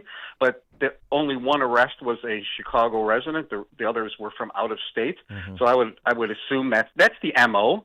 And I also read that the Support Palestine was the worst, that they had been preparing for abortion rights, anti-policing, all kinds of protesters, but so far they have said that the most difficult to deal with, which I thought they've dealt with excellent, was the pro-Palestinian protesters. Well, it stands to reason. I mean, normally your pro-terrorist group element will be the most obstreperous, so I think that's not surprising, particularly what we've seen on college campuses and in big cities over the last several months. That's not surprising, probably not surprising to the police either. No, and that they did you see that they put those handbills out to those protesters that had the email address for the Cook County State's Attorney's Office, and they encouraged you to send video. So the video that's being shot there by their own team, so to speak, they encourage you to send that directly to the Cook County State's Attorney's Office about abuse of police power. Mm-hmm. Wow. Yeah, I like the daring them approach. That's good. I was on Fox yesterday talking a bit about this, and they've had they've talked to some families who have lost a child to gun violence in Chicago, to people who are basically repeat violent offenders who find their way back to the streets per our justice system in Cook County and end up hurting and killing more people than they had hurt and killed up until that point. And Bill Hemmer asked me, what is with Chicago? Why this endemic, systemic violence that seems intractable? I had an answer, but I wanted yours. It's entrenched in basically almost in the way you're raised. I know some individuals might not want to hear this, but by the time the police get involved, I used to get complaints all the time, like, what can you do? Why aren't you intervening? Why has this person got to this extent? When it was a violent crime, whether it be a stabbing, a shooting, it doesn't necessarily have to be a homicide, but these traits and these respect for law and respect for law enforcement and this societal norms, they started long before we get involved. They started when they were 4, 5, 6, 7, 8 years old, and then the culture of the family adds to this, and then you get them as young adults, sometimes 13, 14, 15 years old, and you have a criminal justice system, and especially a juvenile justice system, that is a total train wreck here in Illinois, and especially in Cook County. It's just a breeding for lawlessness. Well, right, but the other big cities have street gangs. Organized street gangs. There is violence in other big cities with much bigger populations than Chicago. Not as much violence, but it exists, and so there has to be something to do with the response. So yes, I mean there's issues with family structure and environment and the cycle of violence, but there has to be something with respect to the response that is different. It would seem to me, and I think there is. And I think there is too. Yeah, and so that's where I went. So to the response to it. Some of it is political. I mean, I think Illinois.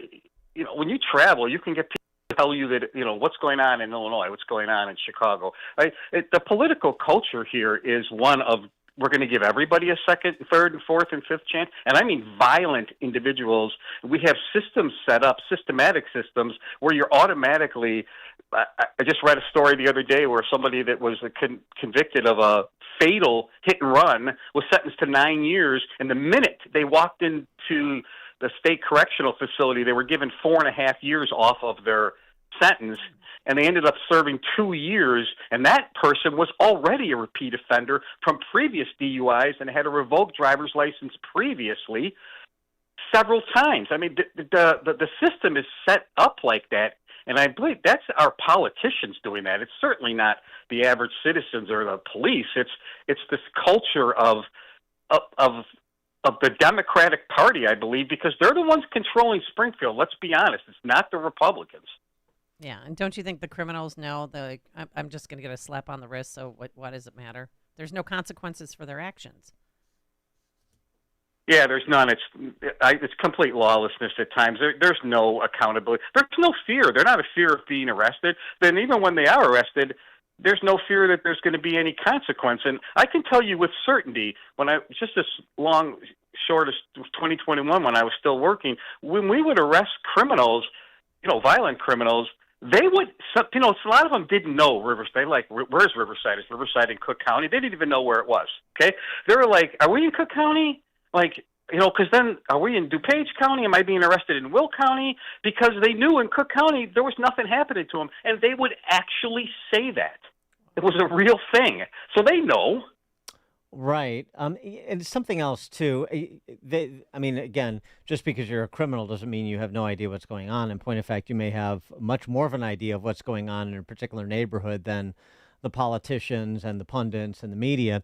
And so I find it interesting, a couple of things BLM Brandon has said this week. One was to the question about police resources still being available for the neighborhoods around the city. And he said, every neighborhood will be protected. Every single one. That's my commitment. And he lives, I mean, the irony of all ironies, he lives in the Austin neighborhood on the west side, which in 2024 thus far is the most violent neighborhood in Chicago. 31 murders, 121 people shot. And when you hear him making these demonstrative promises about public safety and everybody knowing what they know about the neighborhood in which the mayor lives, I mean, the whole thing is a big joke. No, that's just an outright lie.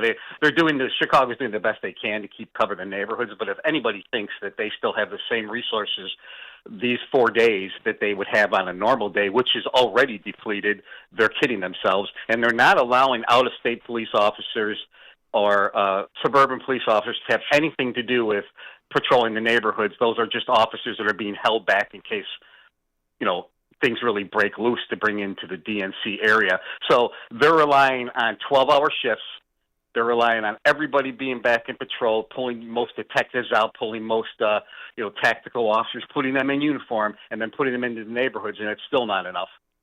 And speaking of if everything went awry, the other question that he was asked, we discussed this a bit yesterday, but get your reaction. He's asked, if things do go off the rails, will you pull up the bridges to cut off the river, or to use the river as a cutoff, essentially? And his response was that is that we build bridges and we cross bridges, which was his effort at a rhetorical flourish by way of saying no, he wouldn't do that. I mean, whether that would be necessary or not, is that wise to take sort of a ideological position that this is something we won't do if things went awry? No, well, you're right. It is an ideological position, and it's not the right thing to do. I doubt they would do that, because they're very concerned about optics. There's no question. But if things went crazy, you have to use every tool at your disposal, because you have to protect the city and the downtown area and the people that live there and the residents. And to take something off the board would be, misconduct, in my opinion. But they're absolutely would be concerned of what that would look like play out on national media throughout the United States and beyond. So they're very concerned with the optics of this event, no doubt. Well, that's exactly it, and that's really the statement, isn't it? Rank order priority: optics, number one; public safety, number two. That's sort of speaks to that Hemmer question about why there is endemic violence. That's the rank order priority, and everybody knows it, whether they want to admit it or not. Thomas Weitzel is retired chief of police for the village of Riverside. Tom, thanks for joining us again. Appreciate it.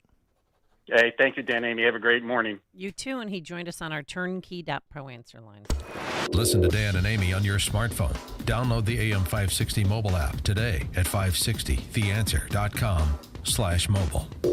After 30 years of doing knee and hip replacements, Dr. Mitchell Scheinkup thought there had to be a better way, and that led him to regenerative medicine. I was one of the first orthopedic surgeons to do it. Now, after 20 years of successful orthobiologic treatments, lots of clinical data, research, and teaching, Dr. Scheinkup is National Medical Director at QC Kinetics. They've done an amazing job of becoming the most significant orthobiologic and regenerative medicine practice in the United States. QC is so far ahead of the game in its science, its protocols, its people, its facilities. So if you have chronic pain from arthritis and you want to avoid drugs and surgery, call the experts in this revolutionary field, QC Kinetics. To give patients real lasting relief from pain, that's what I live for. That's my mission. Get your free consultation now. Call QC Kinetics. Call QC Kinetics, 312-809-5955. That's 312-809-5955. 312-809-5955. If you're looking for a caring dentist and an experienced dental staff who'll treat you like family, then it's time to call Dr. Y at Oak Lawn Dental LLC. Dr. Yorks and his team will create a smile that you'll want to share with family and friends. Go to oaklawndentist.com for a complete list of services, or call Oak Lawn Dental for an appointment with Dr. Y at 708-424-5700. And for a limited time, get a $100 credit on your new account. Call 708-424-5700. Oak Lawn Dental LLC, for the smile you deserve. From breaking news and weather across the country to insight from the brightest minds in conservative opinion, it's Salem News Channel. Home to the biggest shows on TV, like Dennis Prager, weekdays at noon Eastern, followed by Jay and Jordan Sekulow at 2.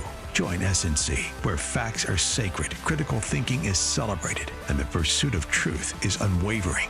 Watch Salem News Channel free now on Xumo Play. Learn more at snc.tv/Xumo. AM 560, The Answer.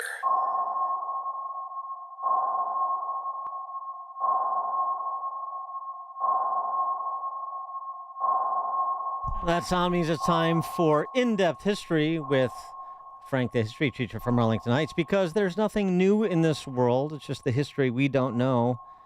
And Frank does. Frank, take it away.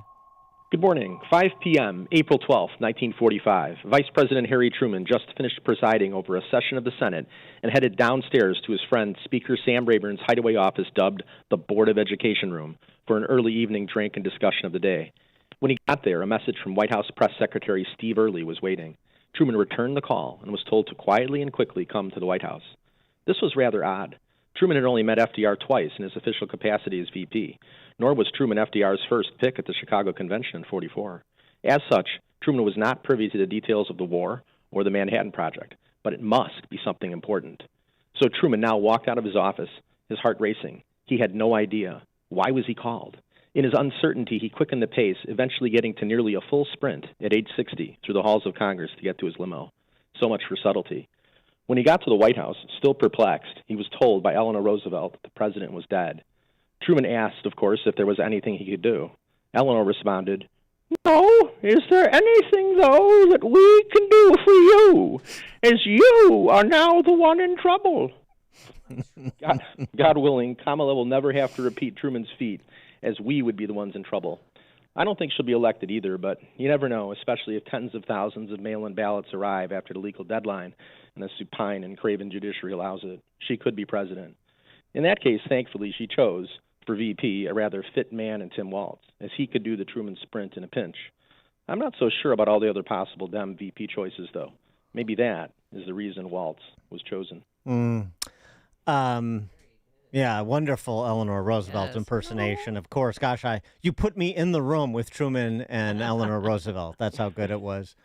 Tim Walz in that same situation, well, he would have gone down for a shot of horse semen with Hakeem Jeffries. Okay. Right, that would be the drink of choice.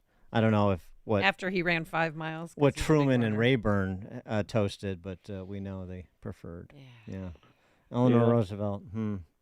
I want you to take that Eleanor Roosevelt impersonation and apply it to a modern context, like, sort of Eleanor Roosevelt does AOC kind of thing. Something like that would be kind of fun, wouldn't it?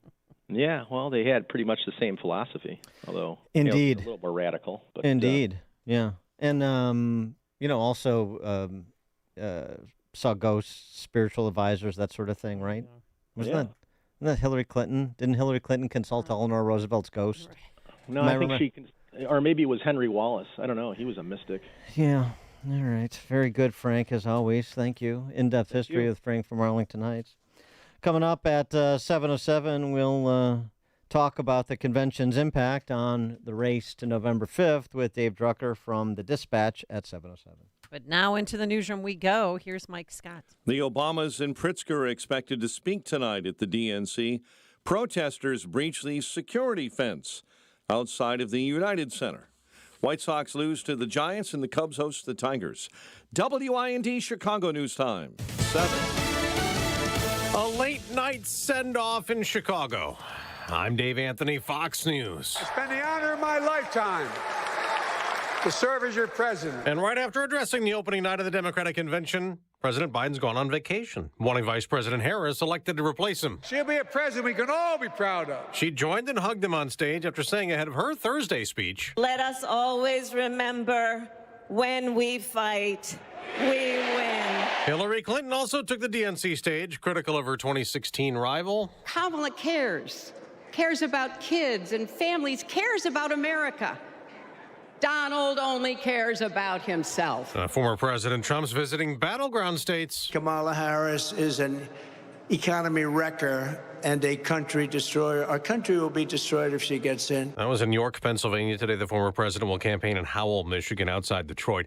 Back to Chicago. More pro-Palestinian protests are expected the day after some demonstrators angry about the U.S. support for Israel and the war in Gaza were arrested. A few dozen protesters, some of the really radical ones who seemed prepared for trouble. They broke off from the main march, and they managed to breach that outer fence, that security fence, just about 2 blocks north of the convention center.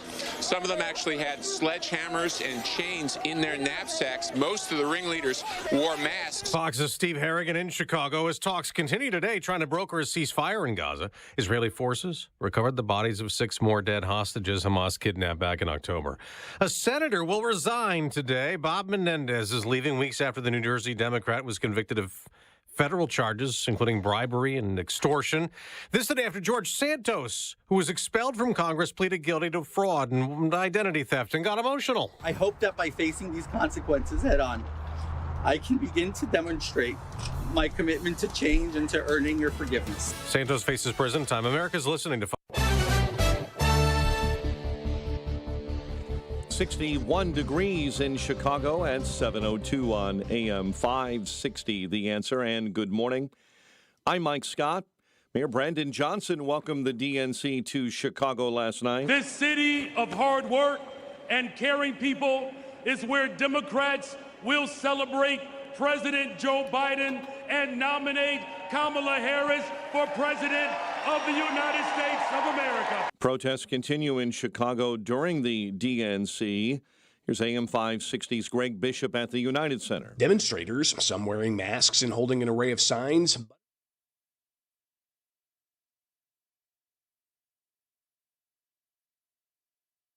Larry Snelling was asked about the potential that protest groups would get into the perimeter. No one will be allowed within the secure perimeter of the DNC. All right, this is a matter of national security. Among the issues demonstrators raised included more abortion and LGBTQ rights. A large contingent were focused on ending the war in Gaza. That issue got the attention of Illinois U.S. Senator Tammy Duckworth. We do need to continue to support our ally Israel. At the same time, we need to remember the hostages need to come home. Many of them have died in captivity, but we also have to work on getting humanitarian aid into Gaza. Protests are expected to continue through the rest of the DNC, which runs through Thursday. In Chicago, I'm Greg Bishop. AM 560 is your home for end-to-end coverage of the DNC beginning tonight at 7 p.m.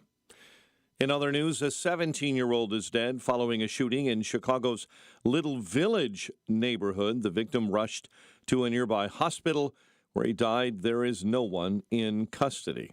Fire at an apartment building on the city's south side left 3 injured Monday afternoon. Mayday was called because we lost communication with our members. According to fire officials and Donald Walker, a deputy commissioner, the blaze erupted in a building in the 1400 block of East 69th. Chicago sports. White Sox gave up 4 runs in the bottom of the 5th in a 5-3 loss in San Francisco. Cubs look to get back in the win column when they host the Tigers. The news, a service of In Grace with Jim Scudder Jr. Now heard on Sunday morning at 6:30 on AM 560. The Answer. And a check of traffic and weather on the way next on AM 560. Dennis Prager explains the gatekeepers. The left owns the media, basically. So everything I report to you and many others about Kamala Harris or about Tim Walz is not known, not heard by the overwhelming majority of Democrats who see no evil, hear no evil, speak no evil. They only vote for evil. The Dennis Prager Show. Weekdays at 11, right before Charlie Kirk at 1 on AM 560. The Answer. Well, summer's here and the weather is beautiful. Everyone has a favorite outdoor activity: golf, bike riding, bird watching, long walks. Ask 100 people, you'll get 100 answers. But if everyday aches and pains are keeping you on the sidelines, I have one answer: Relief Factor. Relief Factor is a 100% drug-free daily supplement that helps your body fight pain naturally. Developed by doctors, Relief Factor uses a unique formula of natural ingredients. It doesn't just mask pain, it helps reduce or even eliminate it. Wherever you're hurting, back, neck, joints, or muscles, in 3 weeks or less, you'll start to feel the difference all day, every day. So whatever you like to do, swimming, pickleball, hanging out in the garden, Relief Factor can help you feel good again and let you enjoy all your favorite outdoor activities all summer long. Go to ReliefFactor.com or call 1-800-4RELIEF and save on your first order. That's 1-800-4RELIEF. Fight pain naturally with Relief Factor. Wow, she loves it. Hi, Amy Jacobson here, and I'm talking about a woman that I met at the pool. Arthritis robbed her of so much, but there's effective ways to deal with that pain without drugs or surgery. She went to QC Kinetics. They use cutting-edge treatments that accelerate your own body's healing properties, revitalizes your joints so you can move again. So if you're living with chronic pain like my new friend I met at the pool, you need to know that steroids and surgery and pain pills no longer your only option. Learn how QC Kinetics can use advanced regenerative medicine to treat the pain, enhance your joints, and restore your mobility, and give you long-term relief with no downtime. Call them today for a free consultation.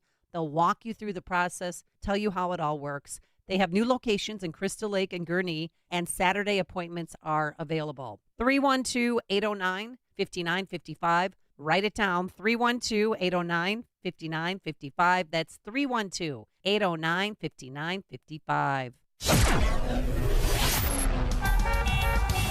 It's 7:07. Let's get an update on the roads. We do that in our Team Hochberg Traffic Center, a service of Turnkey.pro. Turnkey will fully protect your network with up-to-date cyber protection, unlimited backup, unlimited 24/7 help desk support, and real-time threat hunting. Protect your small business today for less than the price of a monthly car payment. Visit Turnkey.pro. Kennedy inbound 44 from O'Hare into the Burns Circle interchange with an inbound accident being cleared at Addison. Outbound, you have an accident on the right-hand shoulder at Belma. The Ike right now on the inbound side is at 39 minutes, 390 into the old post office. We're watching the Dan Ryan build between 43rd inbound and the Circle. Chicago's Morning Answer with Dan and Amy continues next. AM 560 Weather Center forecast with Steve Williams. Today mostly sunny, terrific day. High today at 73. For tonight, clear, low 56. Partly sunny, nice tomorrow, and the high at 76. Sunny Thursday, the high up to 81. I'm Steve Williams on AM 560, The Answer. 61 degrees at O'Hare. Next news, 7:30. And Chicago's Morning Answer continues next on AM 560, The Answer. Now, from the Signature Bank Studios, this is Chicago's Morning Answer with Dan Proft and Amy Jacobson on AM 560, The Answer.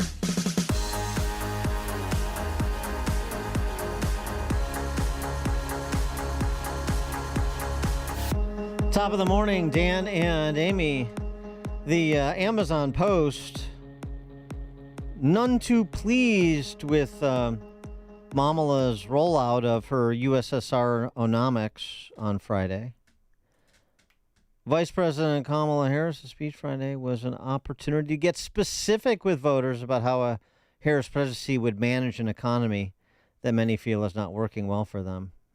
How they manage the economy. Is that something that any administration really does? No. Anyway, it's their disposition, the illiterate D.C. press corps. Unfortunately, though, they write, instead of delivering a substantial plan, she squandered the moment on populist gimmicks. Heavens. Americans are clearly still anxious and angry about the high cost of groceries, housing, and even $5.29 Big Macs. The Ed Board, such as it is at the WAPO, continued, never mind that many stores are currently slashing prices in response to renewed consumer bargain hunting. Ms. Harris says she'll target companies that make, quote-unquote, excessive profits, whatever that means. Whatever that means!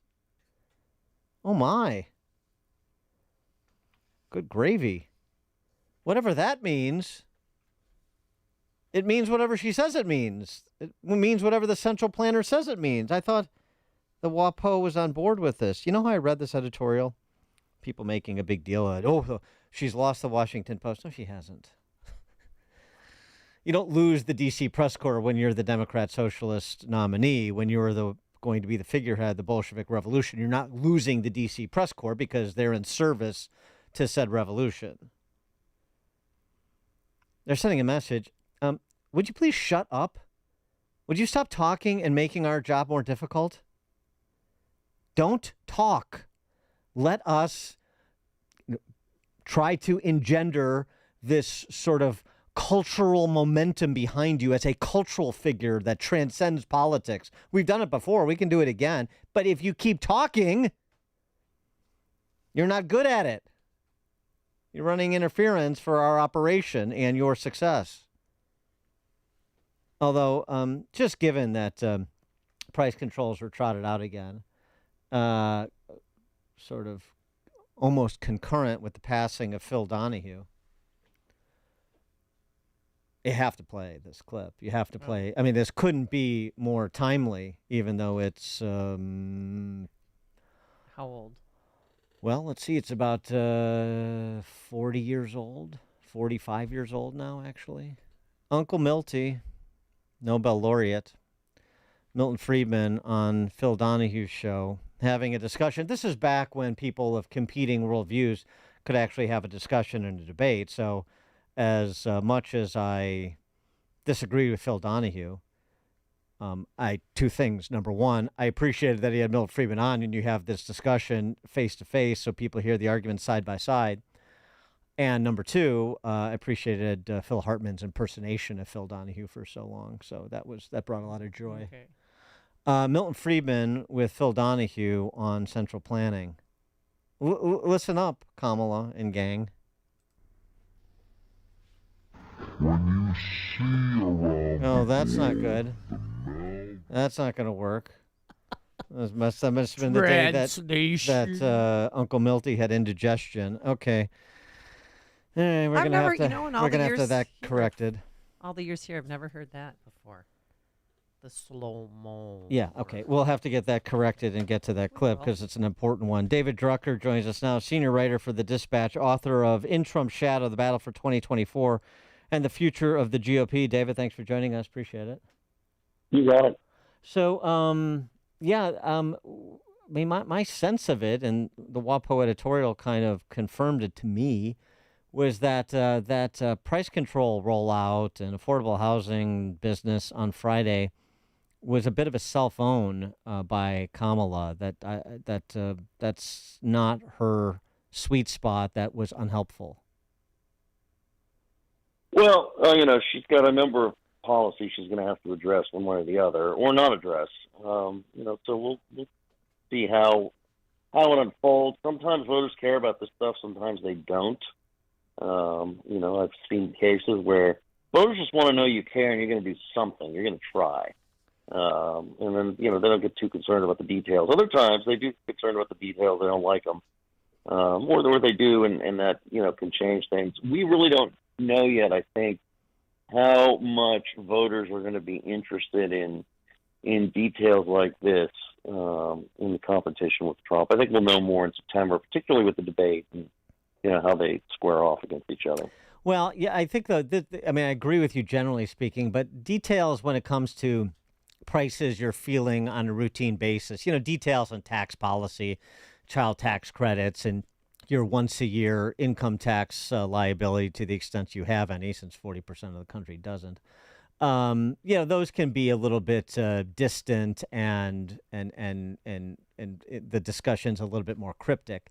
But things like the prices I'm seeing when I go to fill up and the prices I'm seeing when I go to buy food for the week or couple weeks, those are more ever present. And if they don't buy what you're selling about how to reduce the prices there, and you're hearing scuttlebutt from your local market about how stupid this idea is, then those details, or the general sense of what those details implicate, can be harmful. Well, they can be, but let's see if that's broadly the feedback that the vice president gets. We don't really know yet that on balance voters are going to reject her proposal. There's a lot to criticize there. Richard Nixon tried price controls, didn't go over so well. But we don't really know yet that they're going to say, this sounds like a bad idea. Therefore, you're not really doing anything to fix this.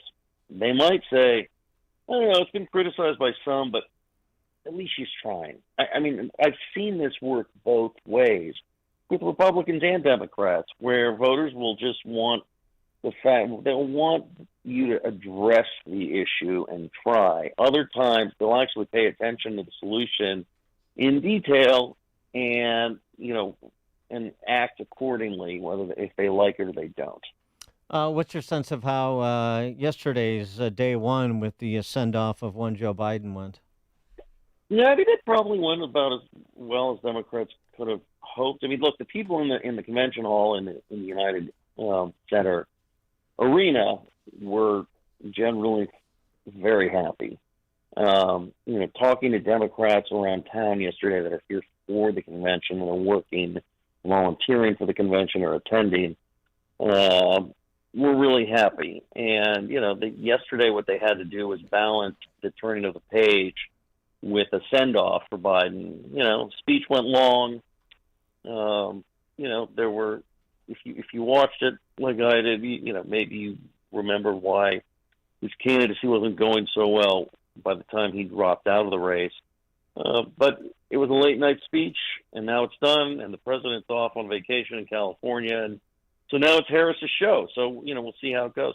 Yeah, but we're going to see him again. I mean, you have, the lighting of the Christmas tree. There's a lot of time between now. I mean, they'll troll him out for all those, stupid events. Right. We're talking about the convention, and this is this week's convention. So now the convention is her show. And, I'm curious to see, remember, you do on Monday nights usually what is the least important thing in your eyes when you're planning a convention.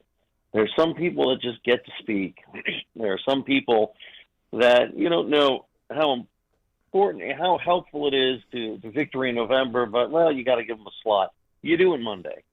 I'm really interested to see the guest list over the next few days and what the tone is like. Yeah, well, the Obamas are tonight. Get Brandon Johnson, get Hillary Clinton, get Joe Biden out of the way. It makes sense to me, actually. I get that. Not an accident. Not an accident at all. Yeah, no, I concur. But were you surprised about how many people were crying in the crowd? I mean, it was such a strange Nope. We love you, Joe signs. I was not surprised. Yes, because they're grateful. First of all, they're so grateful that he stepped aside because now they have an opportunity to win again. And had he not stepped aside, they'd be rather angry and wouldn't be crying at any send-off. So there was just a lot there for them to like.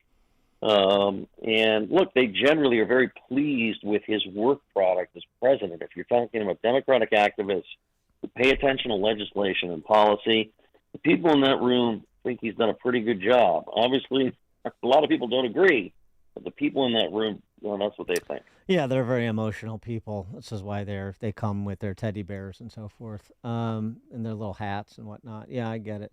The announcement yesterday of the 291-page impeachment report on Biden Incorporated that was put together by Oversight, Ways and Means, and Judiciary. So the timing of that is a little bit curious. But in addition to that, the question becomes, okay, so now after 3 years, you've got this 300-page report, and you say that he's committed impeachable offenses. So what's the appetite among House Republicans to have an impeachment vote on a lame duck? Yeah, zero. Yeah, that's what I figured. Not going to go anywhere. So there's not going to happen. This is just closing the loop for Comer and Jordan and Smith, and that was the sum total of that announcement. So they intentionally tried to bury it on the first day of the convention so they don't have to talk about it? Struck me as that that's what they wanted to do. I mean, look, there's an appetite among some Republicans, it has been from the beginning, to move ahead with this. If they had the goods and they had it at a time where it mattered, they would have done it. They don't think they have the goods, no matter what this report says. Mm-hmm. Because if they felt like they had the goods, they would have moved ahead. And not having the goods means they can't connect the influence peddling to specific policy decisions that Biden made or specific acts that he took that were obviously in furtherance of lining his pockets. That's the goods. I mean, that and any number of ways to look at it. You know, I can tell you all the time and energy they put into it. And, you know, it's you know, pretty known that I think Trump would have liked to have seen them move ahead with impeachment proceedings. And they didn't because they couldn't. I'm not casting a value judgment here. I'm just saying this is something that there was enough appetite to do from the Republican base, and I think from Republicans in the House, that they wouldn't have gone through all of this just to bury a report in the middle of the Democratic convention saying that, you know, we could have or we should have or it's all there, but, you know, never mind. I don't think that's what the whole point was. Right, but when you say that it's going nowhere, it's because there are enough skittish members of the House Republican caucus in a narrow majority that they don't want the vote. They don't want the vote 80 days before an election. Well, you don't do this 80 days before an election unless, you know, it's urgent. And they don't, you know, in everything that I follow here, they don't have this. This investigation never went where they said it was going to go, where they thought it should go. They didn't uncover the evidence because if they had, we wouldn't see it conclude the way it did. The vice presidential running mates of the two candidates, so Vance and Walz, is this going to be the rare presidential election where the running mates do matter on the margins? I mean, sort of everything matters on the margins, but I mean, in terms of when it really comes down to vote the tickets, that the Walz or Vance will play a perhaps significant role in swing states and in terms of swing voters' decisions. Is there any evidence of that? Yeah, I don't think there's much evidence of that. Look, where they matter is if voters conclude you can't do the job if you were needed to. And that's one of the things that you know, really, I mean, John McCain was going to lose to Barack Obama in 2008 anyway. But one of the things that really made the Palin pick so problematic is voters came to conclude, wow, she really needs to do the job. She's not capable. It wasn't like a value judgment on policy. It was like, just, you know, can you know, make decisions and do the job? So far with Vance and Walz, we're not seeing any of that. You know, we're seeing, you know, approval ratings or favorability isn't, you know, what they might prefer. You know, we found this in your background and you said this and you did that, but neither of them have seen like a hole in their resume in terms of the ability to do the job blown wide open. And so I tend to think, at least as it stands now, that it's not really going to be about that. It's, you know, as Trump said, it's going to be about him and Harris. David Drucker, senior writer for The Dispatch, author of In Trump's Shadow, The Battle for 2024 and the Future of the GOP. David, thanks as always. Anytime. Thank you. Thank you. And he joined us on our turnkey.pro answer line. It's what Chicago is talking about. It's Chicago's Morning Answer with Dan and Amy on AM 560. The Answer. Get ready to turn up the summer vibes at Chula Vista Resort in Wisconsin Dells and let the good times roll. Dive into your wildest dreams of adventure through awesome water parks, chill in sun-soaked pools, and keep the whole family smiling. Take on our epic water slides, soar like an eagle from our enormous zip lines, and swing into our world-class golf course. From sunrise to sunset, Chula Vista Resort is buzzing with excitement. Refuel and transport your taste buds to the flavor paradise of our #1 steakhouse in Wisconsin. Chula Vista Resort, where adventure and relaxation collide into your unique summer getaway. Call 1-800-388-4782 or visit chulavistaresort.com. Chula Vista Resort, the latest chapter in your epic summer story. For a chance to win an overnight stay, please visit 560theanswer.com, keyword summer. That's 560theanswer.com, keyword summer. All right, as advertised, here is that corrected clip of the great Milton Friedman with Phil Donahue on central planning versus markets, a timely discussion 45 years after the fact. When you see around the globe the maldistribution of wealth, the desperate plight of millions of people in underdeveloped countries, when you see so few haves and so many have-nots, when you see the greed and the concentration of power within, did you ever have a moment of doubt about capitalism and whether greed's a good idea to run on? Well, first of all, tell me, is there some society you know that doesn't run on greed? You think Russia doesn't run on greed? You think China doesn't run on greed? What is greed? Of course, none of us are greedy. It's only the other fellow who's greedy. The world runs on individuals pursuing their separate interests. The great achievements of civilization have not come from government bureaus. Einstein didn't construct his theory under order from a bureaucrat. Henry Ford didn't revolutionize the automobile industry that way. In the only cases in which the masses have escaped from the kind of grinding poverty you're talking about, the only cases in recorded history are where they have had capitalism and largely free trade. If you want to know where the masses are worst off, it's exactly in the kinds of societies that depart from that. So that the record of history is absolutely crystal clear, that there is no alternative way so far discovered of improving the lot of the ordinary people that can hold a candle to the productive activities that are unleashed by a free enterprise system. But it seems to reward not virtue as much as ability to manipulate the system. And what does reward virtue? You think a communist commissar rewards virtue?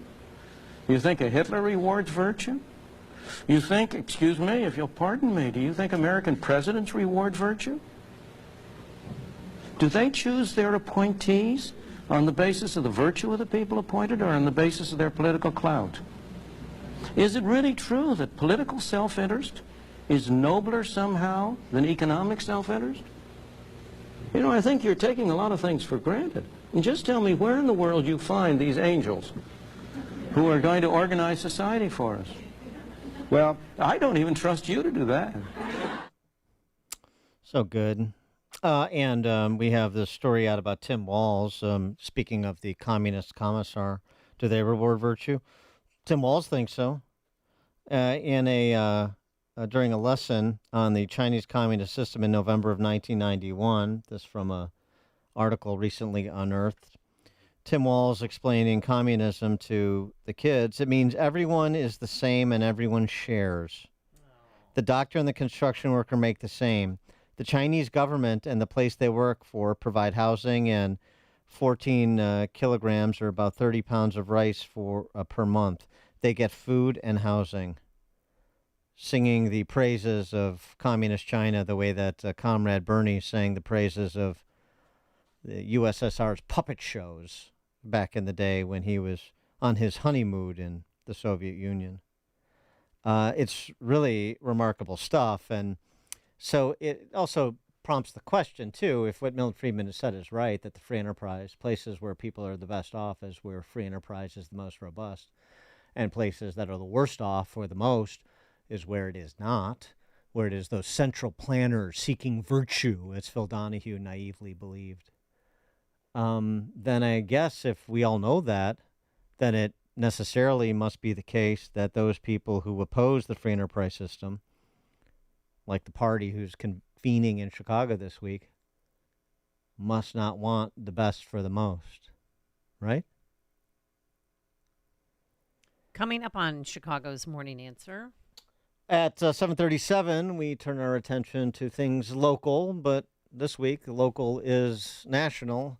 Ted Dabrowski, I'm not the only one who put up billboards, so did Wire Points. They got a couple up around Chicagoland. We'll find out what they say if you haven't already seen them. At 7:37 with Ted Dabrowski, wirepoints.org. We'll find out where they are, too. But now let's head into the newsroom. Here's Mike Scott. 7:29 on AM 560. The Answer and the Democrat National Convention closing night one with a speech from President Joe Biden. And all this talk about how I'm angry at all those people who said I should step down. That's not true. He said it was an honor to serve and went after Donald Trump, saying the Harris-Walz ticket will make sure democracy survives. And Harris herself made a quick appearance, giving brief remarks in praise of Joe Biden. Joe, thank you for your your historic leadership, for your lifetime of service to our nation, and for all you will continue to do. We are forever grateful to you. Former President Donald Trump made a campaign stop in York, Pennsylvania, as the Democrat National Convention got underway. Fox Business's Grady Trimble was with the president. President Trump and his running mate, Senator J.D. Vance, are on the road, providing counter-programming to this week's DNC. After a rally in Wilkes-Barre, Pennsylvania, Trump is back in the make-or-break Keystone State at a manufacturing facility. Our plan will massively cut taxes, unlock American energy. The former president largely focused on economic policy in his roughly 50-minute speech, discussing plans to reintroduce tariffs to boost domestic manufacturing and increase U.S. energy production. Pennsylvania saw a 1-2 punch from the GOP candidates, with Vance visiting Philadelphia. The former president telling Reuters if elected, he may invite the Tesla CEO to take a position in his cabinet. Russian authorities struggling to put out a massive fire in the southern Rostov region for the third day after an oil depot was struck by Ukrainian drones. Former New York Congressman George Santos pleading guilty to federal fraud charges. I'm taking responsibility because I have to. There's no other way around it. To my family, friends, and supporters, and the people of New York's 3rd Congressional District, I offer my deepest apologies. It has been the proudest achievement of my life to represent you. The Republican was set to sit on trial next month for allegedly committing a range of financial crimes. Protests continue here in Chicago at the Democrat National Convention. Protesters did tear down a section of a security fence outside the United Center. Police swarmed that scene, and multiple people were arrested. Illinois U.S. Senator Tammy Duckworth says she is hearing the voices of the protesters and those who support Israel. We do need to continue to support our ally Israel. At the same time, we need to remember the hostages need to come home. Many of them have died in captivity, but we also have to work on getting humanitarian aid into Gaza. A South suburban man accused of killing his daughter just weeks before her high school graduation awaits sentencing after he was found guilty of first-degree murder. Court officials say 42-year-old Mohammed Elmaru tried to take his own life after he fatally beat 17-year-old Mia Morrow in May of 2022 at the family's Tinley Park home. White Sox lost to the Giants 5-3, while the Cubs take on the Tigers at Wrigley Field. The Newsies is a service of Papa Nicholas Coffee, a Chicagoland tradition for over 5 generations, roasted locally and cold blended in small batches to ensure premium quality. Choose Papa Nicholas Coffee because great coffee is their family tradition. Online at papanicholas.com. A check of traffic and weather on the way next on AM 560. Dennis Prager explains what power looks like. Having Donald Trump on is deemed by the European Union as harmful content. It's a left-wing organization. Where there is enormous power in a government, it is overwhelmingly likely to be left-wing. The left is a big danger to humanity. The Dennis Prager Show. Weekdays at 11, right before Charlie Kirk at 1 on AM 560. The Answer.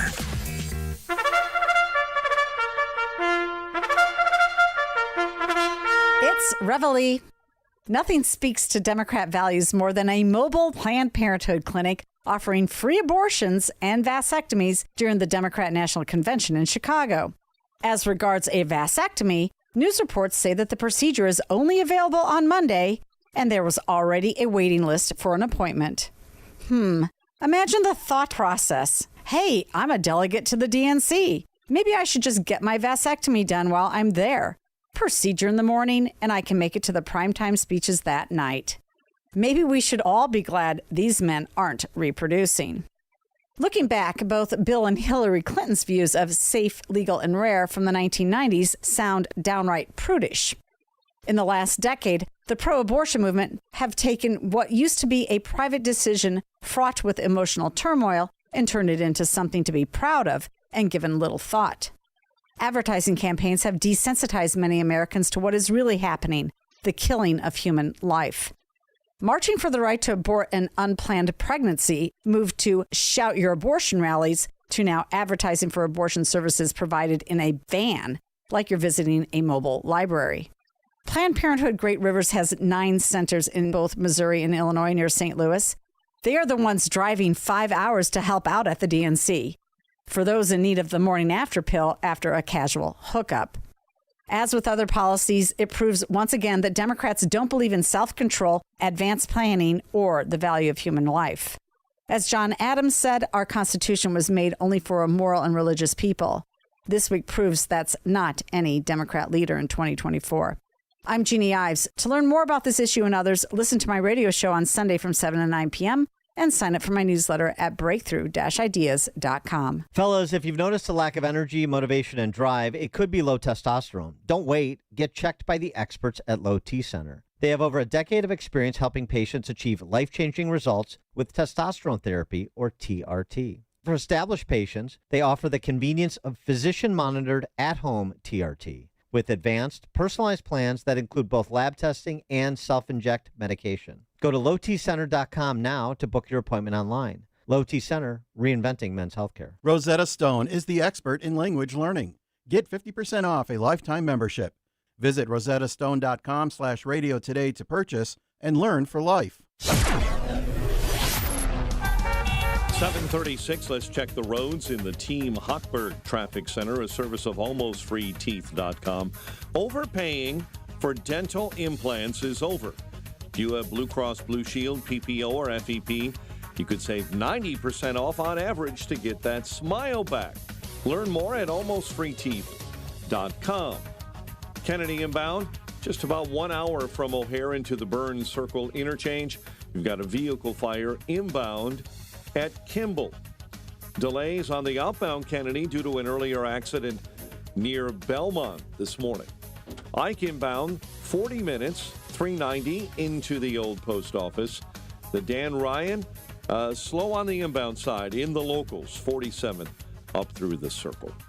Chicago's Morning Answer with Dan and Amy continues next. AM 560 Weather Center forecast, mostly sunny and a high of 73. Currently 61. Next news at 8. Chicago's Morning Answer continues next on AM 560 The Answer. Now, from the Signature Bank Studios. Insert Democrat socialist here. Runs the Democratic House floor for 30 plus years running. He's promising this and he's stealing that. Where can you get that kind of money? He's using your house like his own piggy bank. You ought to know by now. You can pay off your house here in Illinois, but you can never keep up with the taxes. Oh, how it's always been the plan to have a taxpayer pay, no doubt. Not a matter of if anymore, but when. You're moving out. I said, when you're moving out. Top of the morning, Dan and Amy. That song means it's time for theme music. Means it's time for our weekly conversation with Ted Jabrowski, president of WirePoints, wirepoints.org, all things Illinois policy related. But before we get to Ted, we heard from John Taffer yesterday about Kamala's USSR-onomics. Still trying to figure out if I like Kamala-unism, comma-unism. Kamalonics. USSR-nomics. Yeah. I don't know. That's still workshopping. Anyway, heard from John Taffer about that actual practitioner in entrepreneurship in the free enterprise system, opening and running bars and restaurants, not to mention turning them around on his popular show, Bar Rescue. Charles Payne, Fox Business, also had an instant reaction to the rollout that was and is worth hearing, because really this is a study in economics that's applicable at the federal and or state and local levels. They are infatuated with some sort of big government, knows all, does all, can provide all, and they are not fans of the for-profit motivation or capitalism, because it's not even about economics about them. They've got to wrap it in the veneer of economics. It's always about control. They want to control. They want to be able to pick winners and losers and also be able to punish those losers. When they talk so vitriolically about companies, to David's point, last time Kroger reported their earnings, their profit margins went down from 3.5% to 2.9%. Now, I don't care what definition of gouging you may have. That's not it. I don't care what anyone says. 2.9% ain't gouging. By the way, they have tens and tens and tens and tens of thousands of employees. And America's got to decide. I know this is sexy. It might be sexy, sounds fair to younger people, but you have to really understand. The one thing that people need to look at is when President Biden and Vice President Harris talk, one thing they keep talking about is how quickly America rebounded, how it's doing much better than its rivals. Now, they want to take credit for it, but we have been the best economy in the world since the late 1800s. We ushered in American-style capitalism.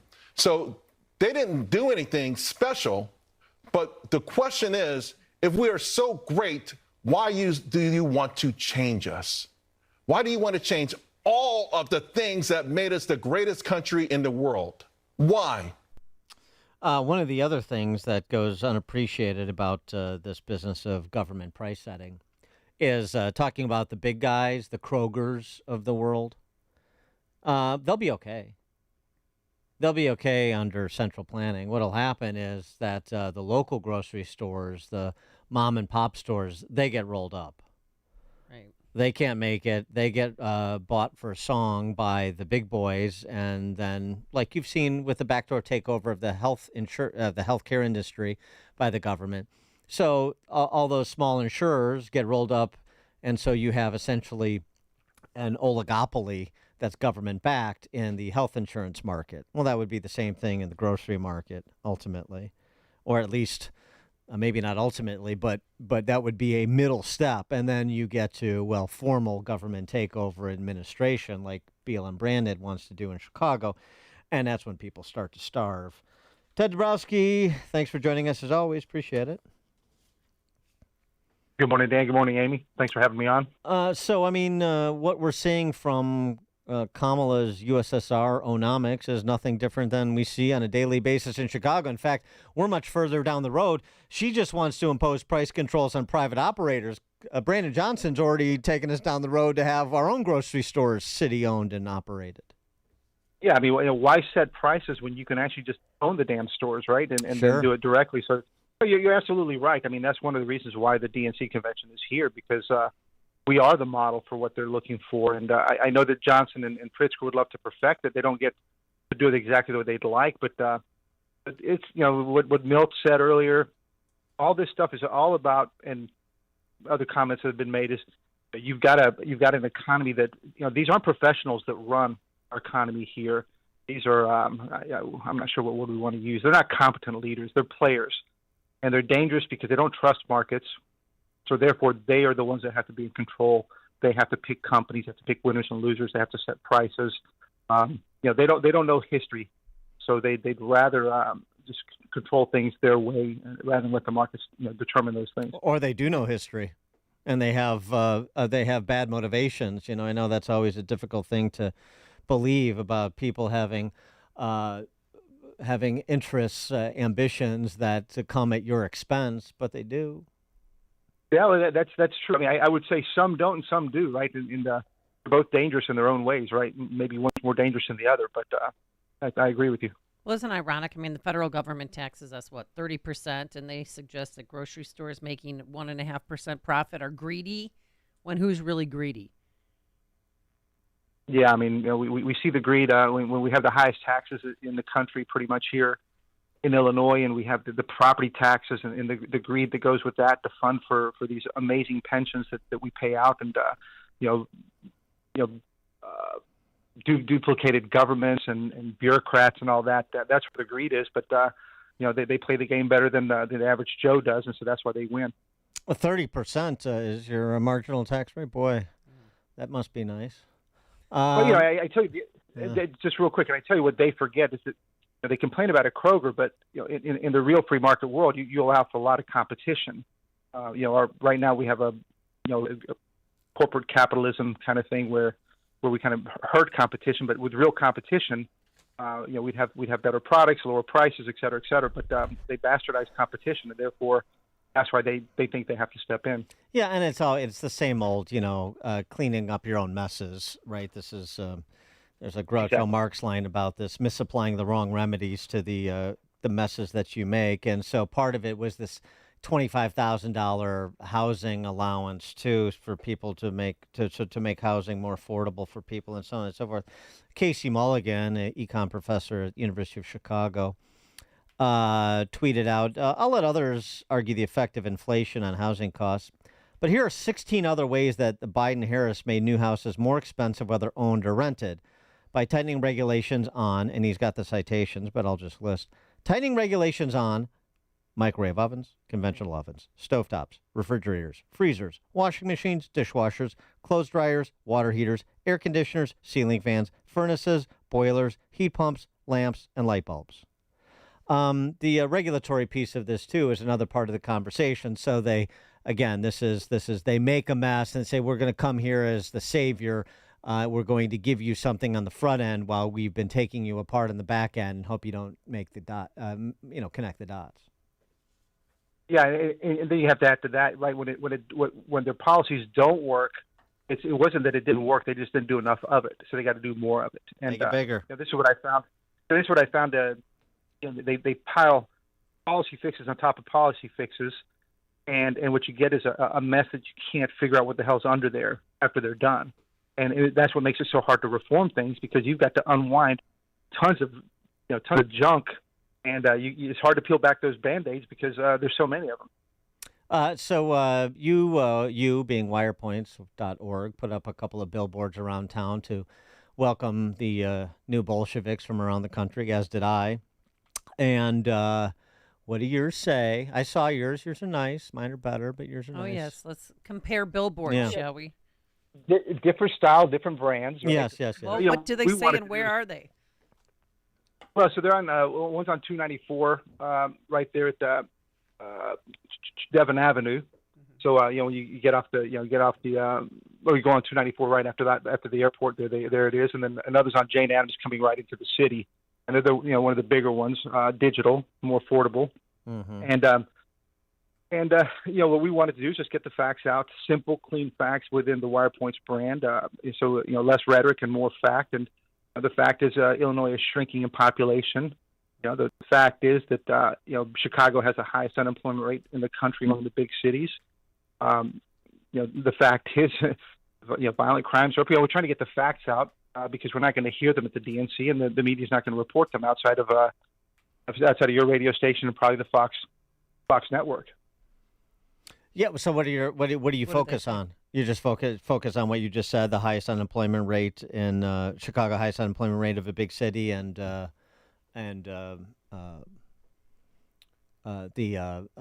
population exodus. Well, yeah. So we've got, for example, Pritzker saying that we don't have a population problem, that we're actually growing. We're growing. He's saying that he keeps countering the IRS data and the U-Haul data, and so.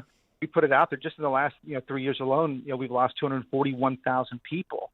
In that same period, Texas and Florida have gained 1 million people. So it's a big deal. The other thing that is important is under Pritzker, gas taxes have doubled. People are ticked off about that, and many of them have no idea that it was Pritzker who doubled the gas tax in 2019, and then added an inflation component to it, so it goes up automatically each year without a vote. Another big fact we put out there is today we have 85,000 fewer people employed in Illinois than when Pritzker took over. We're shrinking in terms of people working, and that's a disaster when you talk about ordinary people. By contrast, you got Texas that's added 1.4 million people to its employment rolls, and so you've got massive growth elsewhere.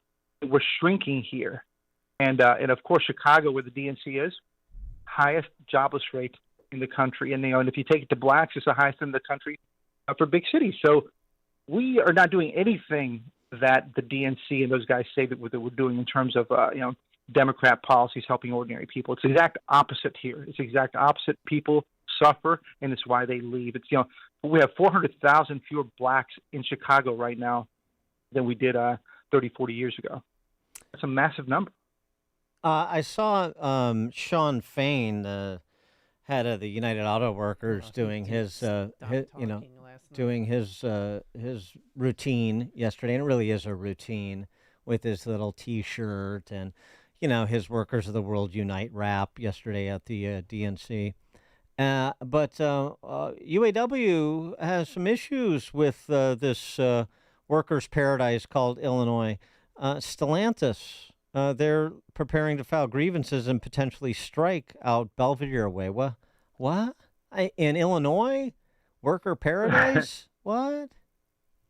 Well, yeah, this is one of the big deals that Pritzker was trying to help orchestrate with Biden and with the UAW and the Stellantis, trying to bring this Stellantis plant closed. Gosh, how long has it been now? It's been a little bit, but they lost a lot of workers, and so they renegotiated to reopen that thing with Pritzker money. Let's call it that. Pritzker has a $400 million fund that was created for him to bring big deals into Illinois. It's not clear. They've not said what Pritzker offered Stellantis, how much, under what it looks like. And we've been trying to get that. We've been following for that. We get nothing. And but now it looks like things aren't happening, and you've got the union guys a little upset about that. So we'll have to see where that ends up. But the big deal that was promoted and sold hasn't broken ground yet, it looks like. Golly gee, the UAW is upset. Chicago Teachers Union is asking for a mediator in their contract talks, and also a new superintendent. I mean, what is going on? I thought this was going to be an era of good feelings between labor and management, and yet we have these problems. Well, labor is like the dog chasing the car. It caught the car. Now it doesn't know. That's precisely the point that CTU and CPS. I mean, they are it, right? I mean, it's not like there used to being the guys that bullied the administration, but now, Johnson's there, and so what do they do now? Nothing. They're in full control. They're full control. Nothing a check for $50 billion and 3 cents can solve. Just write the check, right? I mean, just write the check. Who cares? That's what I'd say.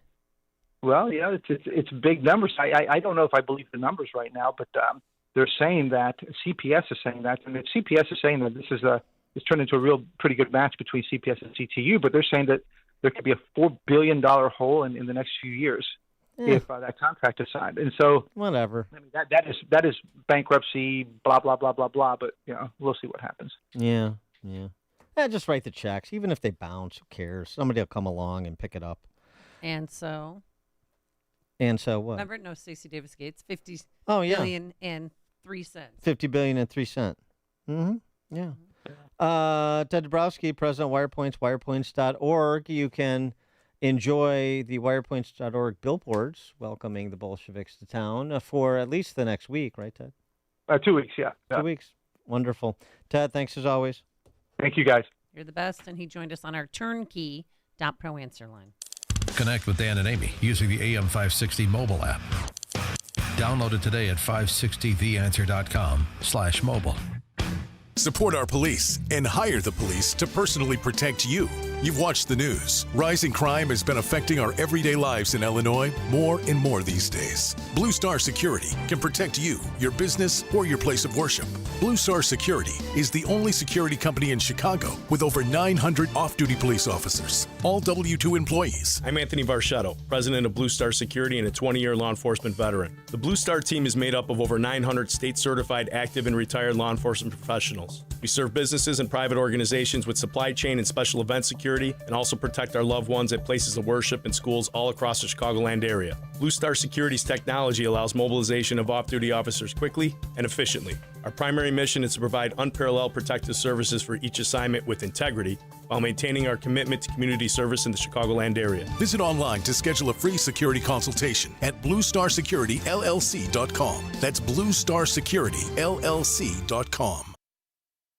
A lot of fancy people are staying at the Peninsula, by the way. There's some fencing, a steel fence around that place. Fascinating. Friend tells me current UAW strike on the south side. Oh, yeah. Well, I don't understand this labor strife in this workers' paradise. What is the problem?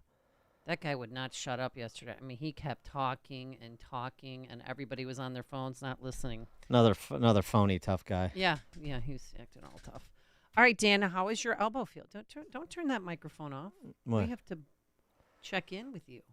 My elbow? Yeah, remember you said you had it's a little golf elbow or it's maybe pickleball elbow? It's a little, but it's fine. It's fine? Yeah. Is there a little dirt on it? The great ones play through pain. Oh, my God.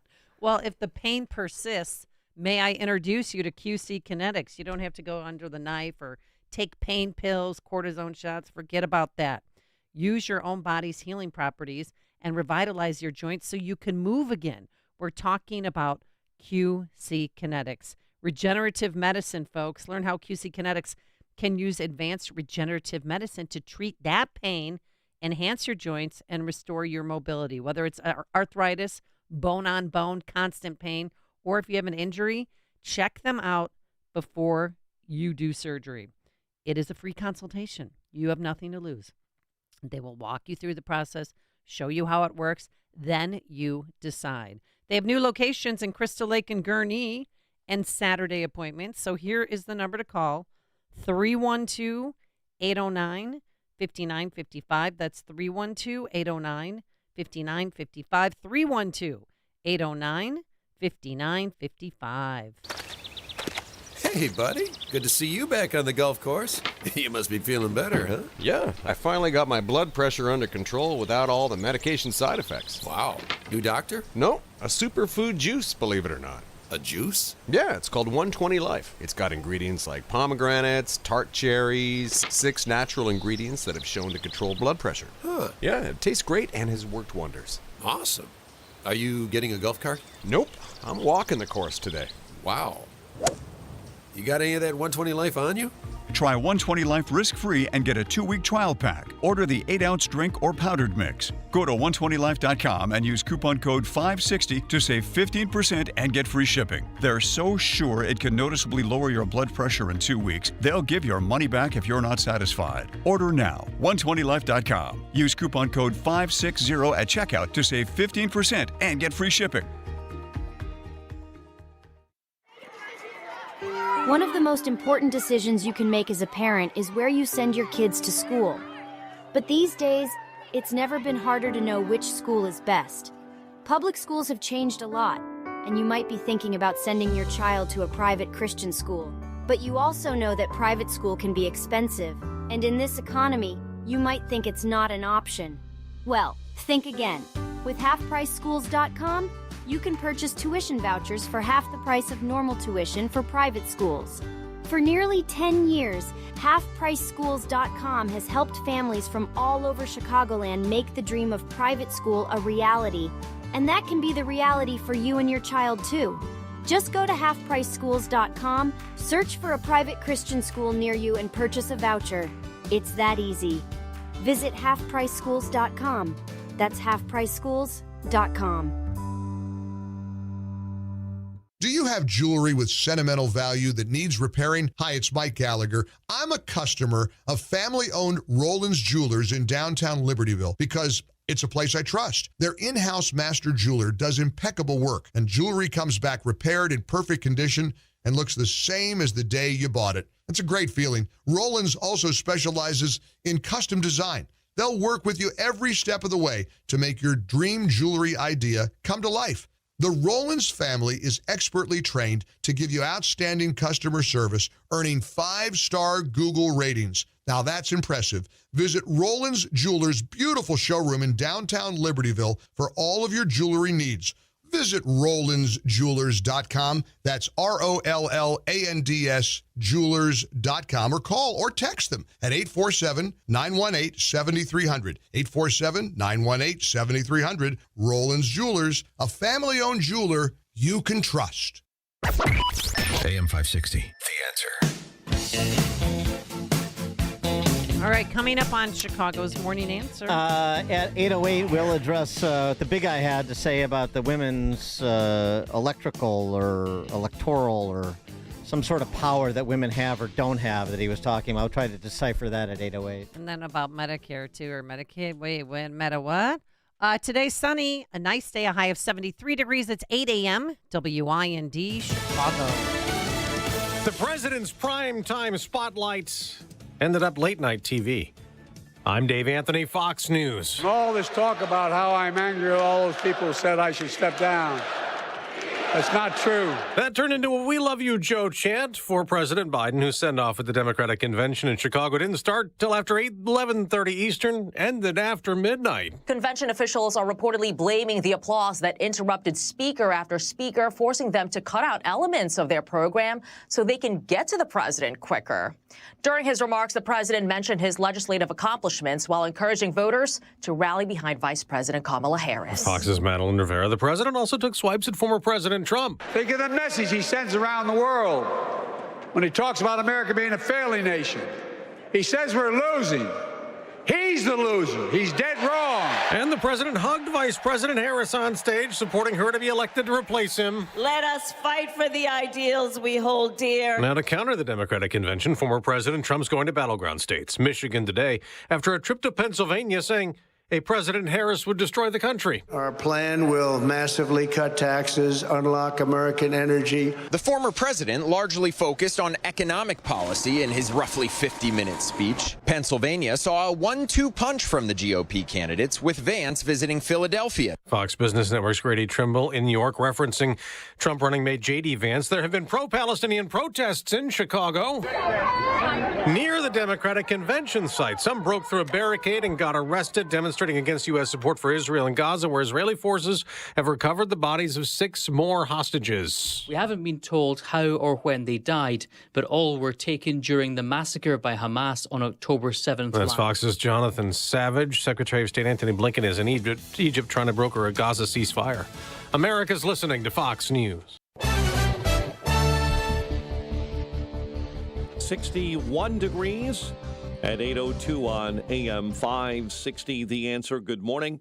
I'm Mike Scott. Mayor Brandon Johnson welcomed the DNC to Chicago last night, speaking in the convention spotlight. This city of hard work and caring people is where Democrats will celebrate President Joe Biden and nominate Kamala Harris for President of the United States of America. U.S. Senator Dick Durbin and Representative Lauren Underwood delivered brief remarks as well. Police swarmed the scene of a security breach as parts of a security fence were torn down yesterday outside the United Center. There were arrests made. Activists will continue to rally today for abortion rights and for a ceasefire in the Middle East.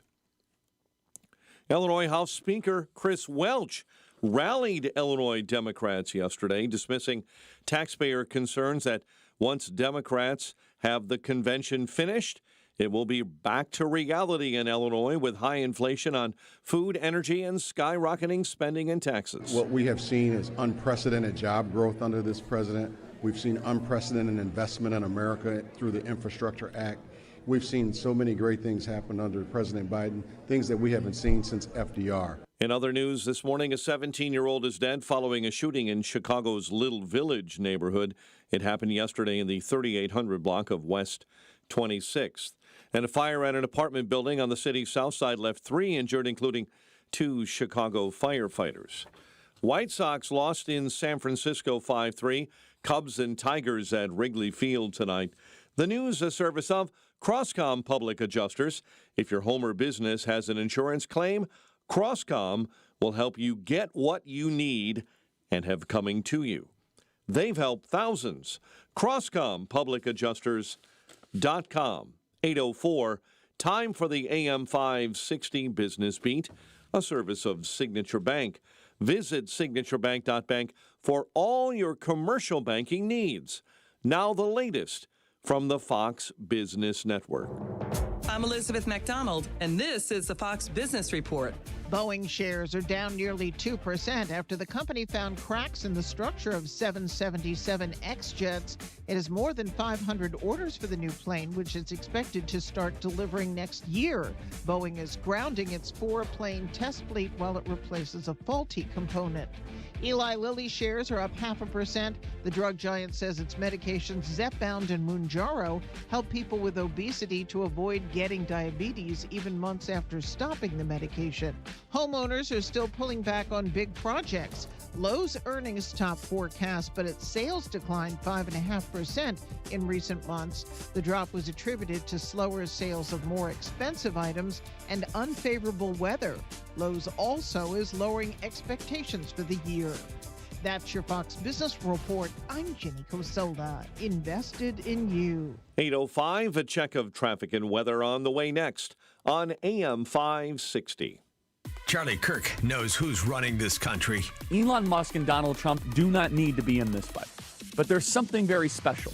And they know that the current rotten to the core ruling class must be removed. That they are poisoning this country, from the media to the DC decision makers to the big tech oligarchs. The Charlie Kirk Show. Afternoons at 1, right before Sebastian Gorka at 3 on AM 560. The Answer. Signature Bank is Chicago's fastest growing independently owned business bank. It's a bank where relationships still matter. Signature Bank knows your name and your story. I'm Dan Proft, and I know this because Signature Bank is my business bank. I'm Jim Keene Jr. of the Mail House, Inc., a family-owned and operated digital print mail house with a specialty in political advertising and a customer of Signature Bank. We knew that getting a loan to buy our business wouldn't be easy, so we turned to one of our trusted friends for a referral. She told us about the outstanding level of customer service her business received at Signature Bank since becoming one of their first customers in 2006. Today, we couldn't be happier. Not only did Signature help us finance the purchase of the mail house, but they supported our growth as we modernized our operations in mailing as well as from traditional to digital printing. If you're looking for a great bank to grow your business, take a look at Signature Bank. Signature Bank is looking for their next success story. To learn more about turning your business vision into reality, visit signaturebank.bank. Signature Bank, helping local businesses succeed.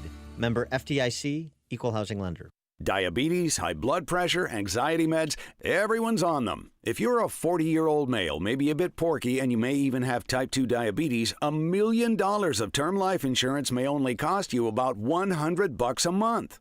Call Term Provider. Speak with Big Lou at 800-TERM-LIFE. Big Lou will find a term life policy for you even if you have type 2 diabetes, are overweight, or have high blood pressure. Term Providers help thousands of people like you who think they can't afford term life insurance. To buy $1 million of affordable term life for you, all you need to do is call Big Lou at 800-TERM-LIFE. Lou will make sure the scales are tipped in your favor. Call 800-TERM-LIFE. Big Lou will answer your call and work to fit you into a term life policy that you can afford. Remember, Big Lou's like you. He's on meds too. For affordable term life insurance, call 800-TERM-LIFE. That's 800-TERM-LIFE. Well, summer's here and the weather is beautiful. Everyone has a favorite outdoor activity: golf, bike riding, bird watching, long walks. Ask 100 people, you'll get 100 answers. But if everyday aches and pains are keeping you on the sidelines, I have one answer: Relief Factor. Relief Factor is a 100% drug-free daily supplement that helps your body fight pain naturally. Developed by doctors, Relief Factor uses a unique formula of natural ingredients. It doesn't just mask pain, it helps reduce or even eliminate it.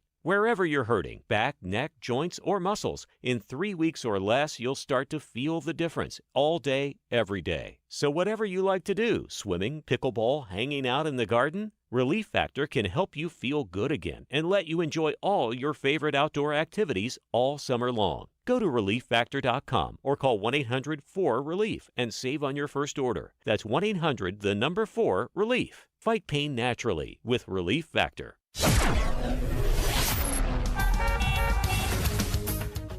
It's 8:08. Let's get an update on the roads. Team Hochberg Traffic Center time, and this update is service of Valdecas Windows. Contact them today for 50% off installation, now through September 2nd. If you're a discerning homeowner looking for high quality and professional level window replacement, visit Valdecas.com. Kennedy right now, 35 minutes O'Hare into the Burns Circle interchange.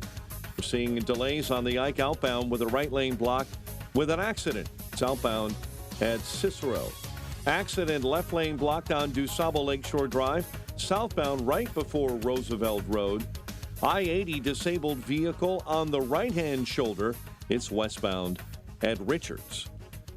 Chicago's Morning Answer with Dan and Amy continues next. Now your official Chicagoland weather forecast with Steve Williams. Today mostly sunny, terrific day. High today at 73. For tonight, clear, low 56. Partly sunny, nice tomorrow, and the high at 76. Sunny Thursday, the high up to 81. I'm Steve Williams on AM 560, The Answer. 61 right now. Next news coming up at 8:30. Chicago's Morning Answer continues next on AM 560, The Answer. Now, from the Signature Bank Studios. This is Chicago's Morning Answer with Dan Proft and Amy Jacobson on AM 560, The Answer.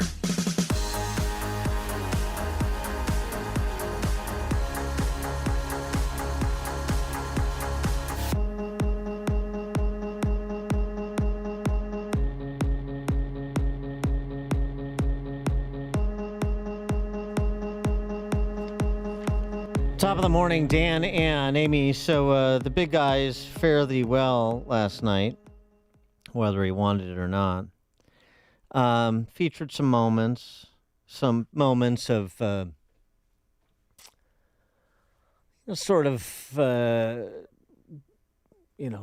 screaming against the dying of the light, if you will. That's a good way to put it. Raging against it, to borrow from Dylan Thomas. It took this form. The unity, remember the same unity rap that he opened his 2020 campaign and 2021 presidency with? I've made a lot of mistakes in my career, but I gave my best to you. For 50 years, like many of you, I've given my heart and soul to our nation. And I've been blessed a million times in return for the support of the American people. I've either been too young to be in the Senate because I wasn't 30 yet, and too old to stay as president. When did that happen? But I hope you know how grateful I am to all of you. I can honestly say, and I mean this from the bottom, give you my word as a Biden, I can honestly say I'm more optimistic about the future than I was when I was elected as a 29-year-old United States Senator. I mean it. Folks, we just have to remember who we are. We're the United States of America.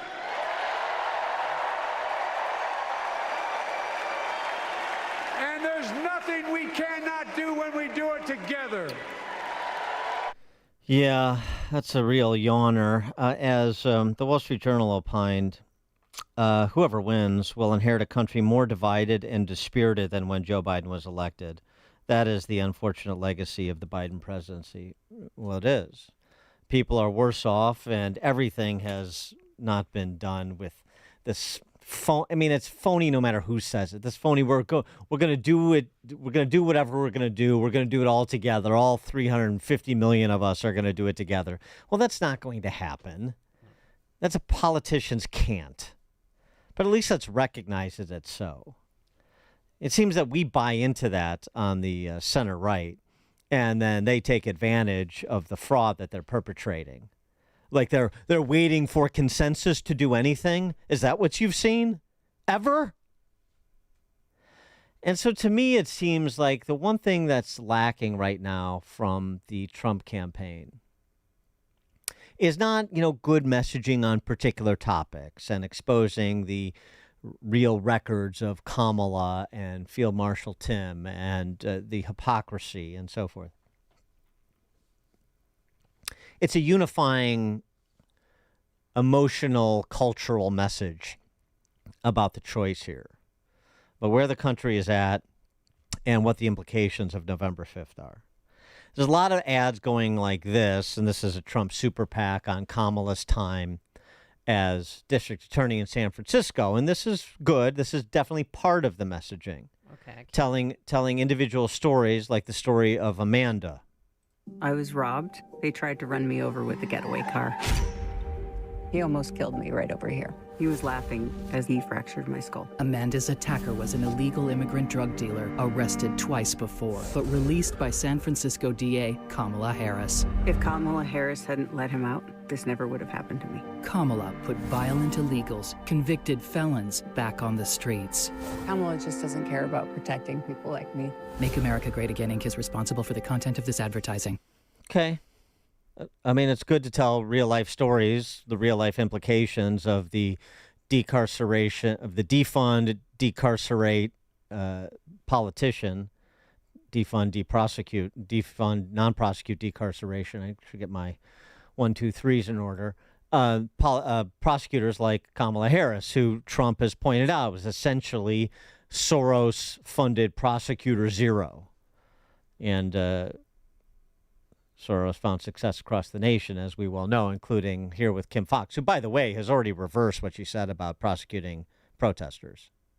She's not going to prosecute peaceful protesters. Well, if they're peaceful, they wouldn't have been arrested. Forget having that argument. That's done. The 4 who were probably arrested last night for taking down the fence are probably out already. I'm sure. Well, they have to be out there. We have no cash bail. Right. Oh yeah, you're right. What are they, she's gonna keep them in custody? Come on. 3 of the 4, as we learned earlier in the program, are from out of town. But so what is the unifying understanding of where we're at? You're picking apart the record of Kamala, the record of Walz, the record of Biden. But my question is, have we forgot to remind people that this is a counter-revolution that Trump is fomenting? Or at least that needs to be a counter-revolution, that the revolution that the ruling class didn't see coming in 2016, well, they certainly saw after what happened in 2016, and they took the opportunity of COVID and to some extent the Trump mismanagement of that to seize the momentum and stop that counter-revolution in 2020. And then, of course, they did what they always do. They took the advantage of their power, whatever they had, to reach beyond the legitimate power they have. Think forgiveness of student loan debt and so forth. Socialization, better description of student loan debt, to make people who did not make those choices incur the consequences of said choices. That's doing it together. We're going to all do it together because we're the United States of America. So somebody's going to make a decision, and if they're a favorite constituency of mine, I'm going to make you pay the price for their decision. That's what they call doing it together. 312-642-5600, turnkey.pro answer line. And then you can also text us on the same line. I'm not saying that you brand this as a counter-revolution, but that's what it is. It's a revolt of the yeomanry against the clerisy, to use the Joel Kotkin formulation. And so I think there needs to be some larger messaging that, that MAGA is the creed of core. I know that this is the rallying cry, but they're larger cultural messaging. Let me give you an example of what I'm talking about. Victor Davis Hanson has a good piece over at American Greatness about this. And it's a good sort of stop, look, and listen summary of the last almost decade now since Trump came down that escalator. He writes, the piece is entitled America's Lab Rats, and this is actually back a couple weeks ago, but we haven't discussed it, and I feel like watching the messaging over the last couple of weeks into this convention, it's worth thinking about. Half the country thinks something has gone drastically wrong in America to the point that it's rapidly becoming unrecognizable.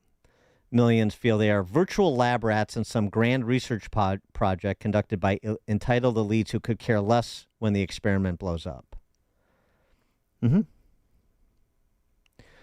truth, he writes, this rapid and cultural, economic, and political upheaval is well into its third decade. And when the results of globalization and the high-tech revolution brought enormous wealth into the hands of a tiny utopian elite, we then entered a virtual soulless world of hedonism, narcissism, and the cheap anonymous cruelty of clickbait, cancel culture, doxing, ghosting, blacklisting, and trolling.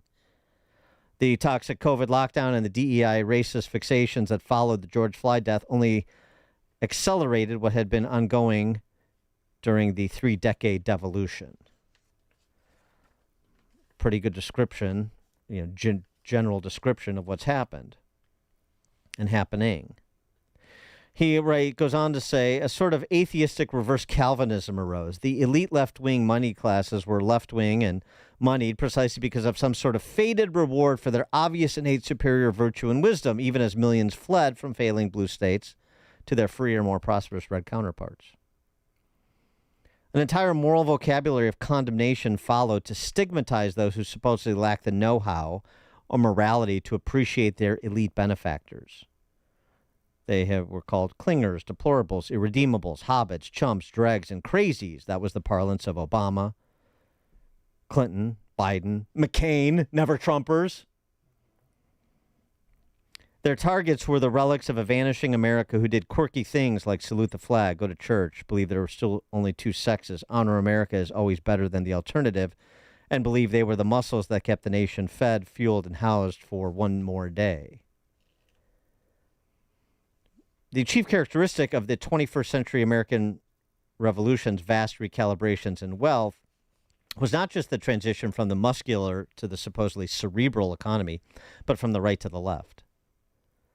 Look at the Fortune 400, writes VDH. There's a pattern in the rankings, mostly progressives and rich. And the winners' wealth is usually not created from old sources like transportation, manufacturing, agriculture, construction. The multi-billion-dollar fortunes are now tech and investment. Elite hard left universities are flush with multi-billion-dollar endowments in a manner unimaginable just 40 years ago. It wasn't just the money that gave the new left-wing oligarchy such clout in the administrative state, Wall Street, tech, the media, corporate world, the university. It was the accompanying assurance that, unlike other Americans, the lab rats of the mostly rural or interior parts of the country were exempt. They were to be free to apply their bankrupt agendas, open borders, DEI, climate change, critical legal theory, modern monetary theory, critical race theory. They were free to apply those theories to distant others. They assumed correctly that they were never really to be subject to the concrete and real-life disasters arising from the implementation of their ideology, and thus you get a borderless America, where a lifelong victim of the institutional oppression of Oaxaca, Mexico, becomes a legitimate victim of white capitalist America the very moment that person steps onto our territory somehow. He goes on to talk about this dangerous underground cynicism that grows commensurate with the knee-deep authoritarian commissariat in which we now operate, but we don't even formally acknowledge. Running through DEI and the other gambits that the ruling class has imposed on the so-called lab rats. The model is John Kerryism, writes VDH, the rationale that to help the uneducated, dumber, and less moral people survive global warming, for example, the enlightened need the tools to do it, so they must avoid messy airports, 9-hour delays due to misconnections, and the stuffy, cramped middle seat on modern commercial jets. And all the things that are supposed to benefit middle-income Americans, where they're being hollowed out in urban centers, some management of the border, K-12 reform, real policing, prosecution in with respect to violent offenders and repeat violent offenders, assimilation, integration, the melting pot, the use of cheap power like nuclear. That's all corny and passé. So again, concludes VDH, what we got in the last quarter century was a shrill elite that subjects their Jacobin theories upon a distant other, but has absolutely no intention of ever getting near the very disasters they wrought, much less suffering the collateral damage that was inevitable from their social engineering.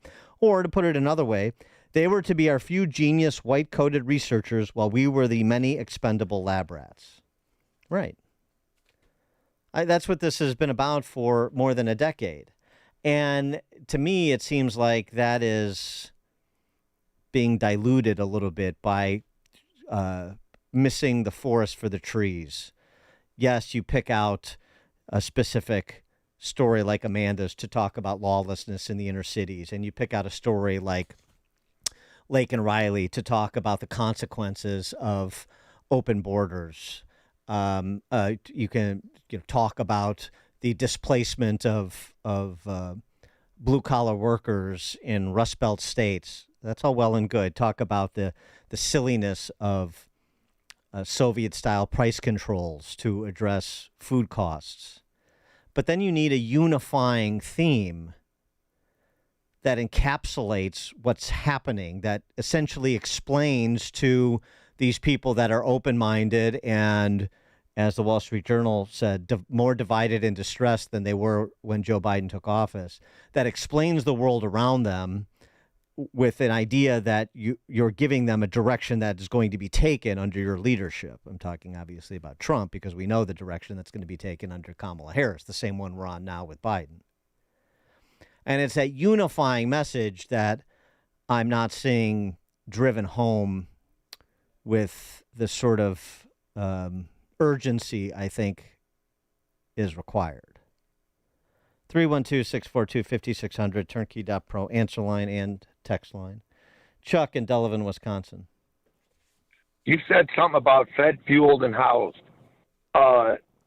We got a really bad time coming right now. Right now, corn is down to $3.20 a bushel. That's horrific. It has to be up over like $4.70 for them to even make any money. And then as far as right now, the beef prices are the highest they've ever been. $2.20 a pound, live weight. So everybody better start packing away food, because it ain't going to be good, because the wheels are about ready to fall off the cart. And don't blame the Republicans.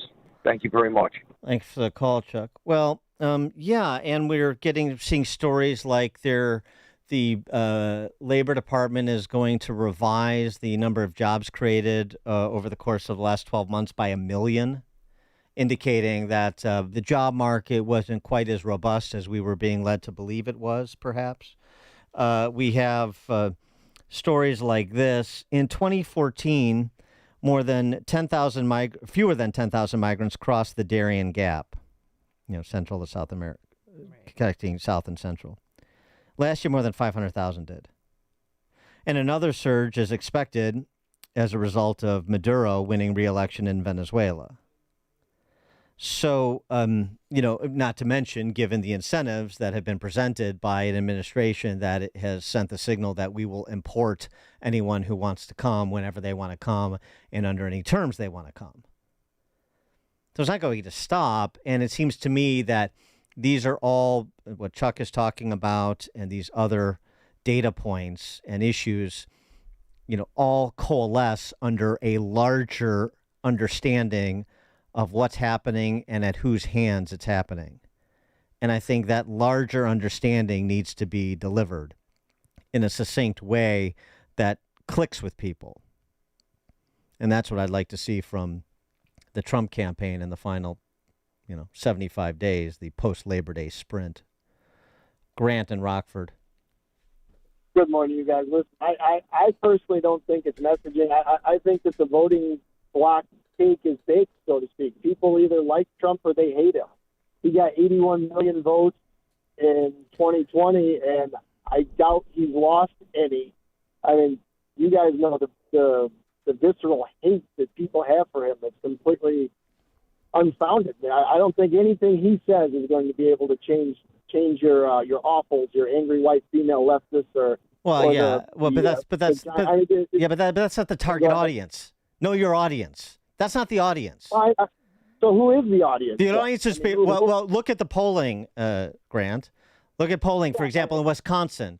It's 45-46, 46-45, 44-43 in these swing states. So your audience is 10% of the electorate, in some states less. In some states less. But the point is to say everybody knows who Trump is. And everybody knows who Kamala is. And the opinions on Trump are hardened, and yet there's still some undecided. So it actually does matter. This argument that essentially the campaign doesn't matter. Well, then why doesn't Trump just stop campaigning? Just show up on November 5th and see what happens. That doesn't make any sense. People are still able to be persuaded one way or the other. I guess that wasn't that wasn't the exact point. I mean, I guess you're basically coming down to the Rush Limbaugh theory. 40% are committed, 40% are committed, and you got the 20% in the middle that the consultant class says that it all has to go for. But I just don't see Kamala.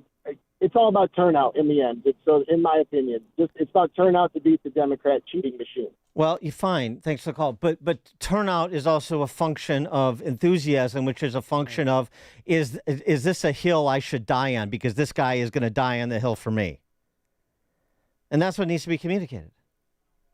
Right. And also, too, like yesterday when he was in Pennsylvania, I just stopped talking about Kamala Harris. He's like, well, she's just not smart. That's just a fact. And, because they're going to play that over and over. Well, I don't care. Again. I don't care about that.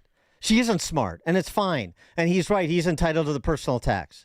It's not what it's not what he is doing. It's what he's not doing. Stop worrying about name calling. Nobody gives a rat's ass, or should. Name calling is part of politics. What you should be doing, the big thing that you should be doing to close the show. That's the question. Coming up on Chicago. Stephen Deerfield. You're on Chicago's Morning Answer. Yeah, hi there. You were talking about blaming Harris and Biden for high prices. You got to go back to the Reagan administration when basically antitrust enforcement came to a halt. And what you've had is a consolidation of companies around the world where almost every industry is dominated by 2 or 3 companies. They're oligopolies. There's no competition. And Harris and Biden had the most aggressive antitrust enforcement policy in decades. Yeah, and it's working gangbusters, isn't it, Steve? First of all, it's a complete mischaracterization of the landscape. It's a ridiculous statement to suggest that every industry is an oligopoly. And to the extent there are oligopolies is because of, first of all, ridiculous antitrust prosecutions, number one. Number two, the incentivizing of rent-seeking behavior. What you get more of, what you subsidize, you get more of, right? So when you subsidize green energy gambits, you get more of them. When you subsidize colleges, you get tuition spikes. I mean, the idea that you don't know, antitrust, and you want to sound so sophisticated, you're an idiot. You can't even understand that price control. You don't understand price controls create shortages or price ceilings or floors, create shortages or surpluses. You're with Phil Donahue and the central planners, these magical people that are going to descend from on high to regulate the interactions of 350 million people or 7 billion people worldwide. Are you serious? Yeah, so Stephen Deerfield is a good example of someone not to bother with. He's lost completely. Doesn't even understand basic economics. But a lot of people do. And they do viscerally, even if they don't do intellectually, and you're not going to apply supply and demand curves and see where the surpluses and the shortages are. And you need to make an argument to those people that you are going to lead a fight that ends in a better place. And that's what I'm saying Trump needs to do more specifically and vociferously. Use the stories to underscore the larger theme, is my point. Coming up on Chicago's Morning Answer. At 8:38, it'll be fun. Dem socialist LaShawn Ford, even though I like him. He's still a Dem socialist. He's also a state rep. I'm sure he's having a gay old time at the convention, and I do mean gay. We'll talk to LaShawn Ford at 8:38. And why are the Ohio delegates drunk? We'll explain. But now let's head into the newsroom. Here's Mike Scott. 8:33, 66 degrees. Day 2 of the DNC getting underway. Here in Chicago, after President Biden passed the torch to Vice President Harris last night, and leaders here in Chicago hoping for a peaceful Day 2. Here's our Rob Dawson just outside the security zone. It started out as a protest loud but free of any violence. Thousands gathering in Union Park to voice anger over the Biden-Harris administration's handling of the war between Israel and the Palestinians. I believe confirming that we're all here, we're all together, shows a gratitude of representation for the people who feel that they're marginalized right now. But then there was a march to a park a quarter of a mile from United Center. More people being arrested. Then the protesters broke through the barriers, spilling into the streets. The people arrested wrestled to the ground. In Chicago, I'm Rob Dawson. A key Georgia lawmaker addressed the convention last night. People who have no vision traffic in division. He does not know how to lead us, and so he wants to divide us. America, make no mistake, Donald Trump is a plague on the American conscience. Raphael Warnock, Reverend Jesse Jackson made an appearance at the DNC. The civil rights leader smiled as he was wheeled out to the stage for applause. President Joe Biden is gone, jetting off for a week-long vacation in California, straight after passing that torch to Kamala Harris. The vacation paid for entirely by taxpayers and a Democrat donor who owns the 8,000-acre ranch. The FBI concluding that Iran was behind the hack of former President Trump's campaign. In a statement, the Bureau saying it saw increasingly aggressive Iranian activity during the election cycle. There are primary races taking shape in Alaska, Florida, and Wyoming today. The mantra of day one of the Democrat National Convention in Chicago for Illinois leaders was, "When we fight, we win." And Governor J.B. Pritzker, who was not selected to be the Harris running mate, did hint that he's vying for a third term for governor. In other news, we're following a 17-year-old is dead following a shooting in Chicago's Little Village neighborhood last night. Fire at an apartment on the city's south side left 3 hurt, including 2 Chicago firefighters who this morning are in good condition. White Sox lost to the Giants 5-3. Cubs and Tigers at Wrigley tonight. The news, a service of Quick Delivery Service. Visit quickdelivery.com when you need same-day delivery of your routes. Ground delivery when you need it from safe, licensed professionals. Go to quickdelivery.com now to schedule your delivery. We'll have a check of traffic and weather on the way next on AM 560. Dr. Sebastian Gorka sees big tech at it again. They're trying to erase that event completely from history. Google is trying to make it impossible to just search for the phrase assassination attempt of Trump. Why? Because this is who they have become. America First with Dr. Sebastian Gorka. Afternoons at 3, right before Sean Thompson at 4 on AM 560. The Answer. Hi, I'm Ken Mariotti, owner of Woodland Windows and Doors in Roselle. Summer is here, which is the ideal time to let the sunshine in and brighten up the house. Make those rooms that may appear small, dark, or dingy look better and bigger with larger windows or patio doors. Our highly skilled installers can enlarge openings if your space allows. For decades, Woodland has been transforming living spaces with Marvin windows, featuring styles ranging from modern to traditional. Marvin replacement windows and doors can also bring your backyard right into your living space. Ask us about connecting the inside to the outside. Since 1969, our professional services, along with the best products and installation, are why we are proud of our great online reviews. Need new windows now? Buy now, pay later with 0% financing for 18 months. Terms and conditions apply. Visit woodlandwindows.com and schedule an appointment today. That's woodlandwindows.com.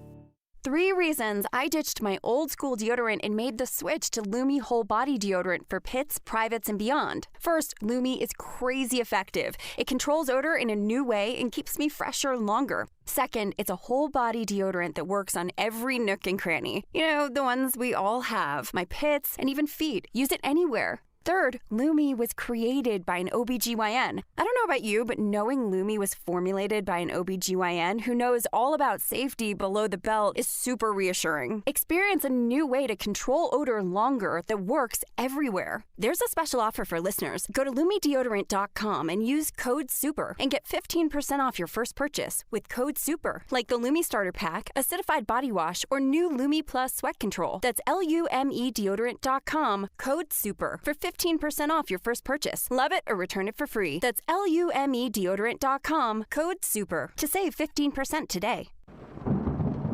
Honey, have you seen our roof after that storm last night? I think we need to call someone. Don't worry, we got the shingle company on speed dial. But I keep hearing in the news recently how dangerous sloped roofs can be. Our home in particular has a sloped roof at its highest point. Well, the shingle company isn't afraid of any sloped roofs. Their safety record is spotless, their warranty unmatched, and they offer a low-price apples-to-apples guarantee. Besides, it costs us nothing to get a quote.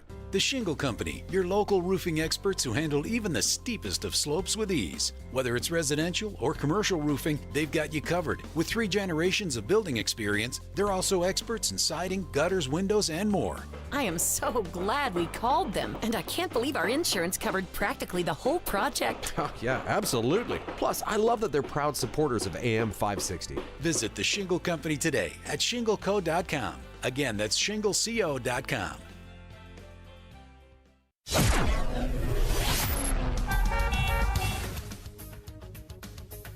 It's 8:40. Let's get an update on the roads.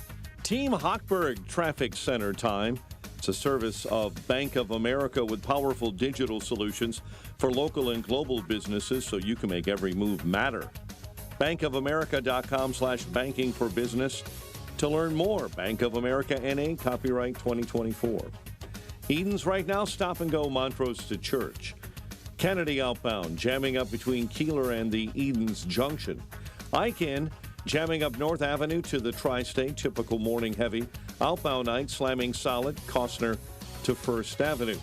Stevenson right now, not too bad as you're coming inbound. We're seeing travel times of up to 50 minutes coming inbound to DuSable Lakeshore Drive.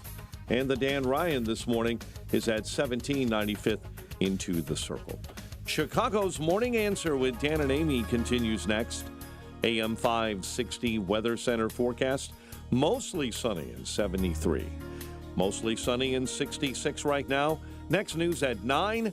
And Chicago's Morning Answer continues next on AM 560 The Answer.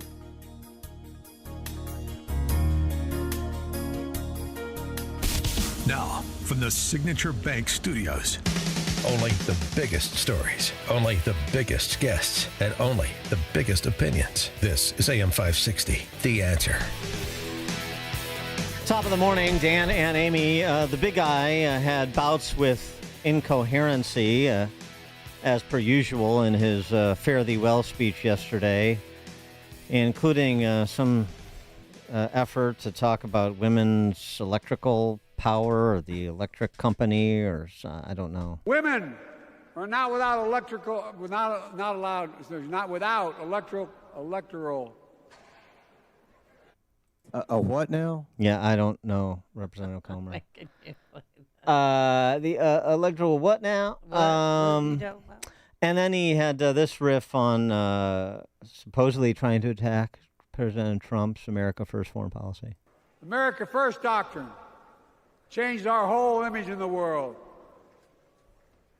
Well, they gave the hours, about 190 hours sum total, than my counterparts or heads of state in Europe to strengthen NATO. A what now? Yeah, what? So you time the number of hours you spend specifically on strengthening. It's just really blathering from a blithering idiot. But this is what we've become used to. This is how far the bar has fallen. Yes, and it's so bad that delegates from Ohio are asking Alderman Walter Burnett if he can keep the bars open longer, Dan, so they can get their drink on. Matter of fact, I had Ohio to call me to see if they can go past 2 and 4 o'clock. You know what I'm saying? So these guys, I don't know how everybody's doing it. They're partying late. Yeah.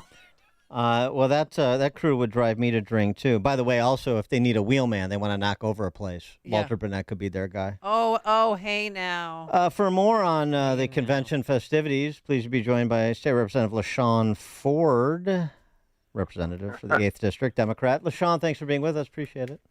I'm so happy to be on here to break up some of that. Oh, wait, did you party with the Ohio delegates? Or delegates, No. excuse me? No, he wants to break up my vitriol. That's what he's talking about. So, all right, so LaShawn, tell us about the convention, how much fun you're having. It's a lot of work, and I'm enjoying it. I mean, to hear Joe Biden talk about how he saved democracy, I would tell you that I would totally agree, and I understand. Did he cry? Did you cry? He did. Did you cry when he cried? No, I didn't cry. Come on.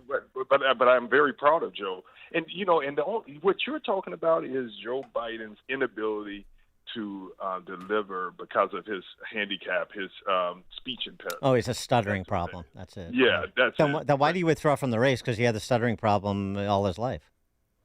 Well, he stepped away from the race because the Democrats thought that that Kamala Harris would be the best choice to ignite the party, and the Democrats were right. Look at what she's done.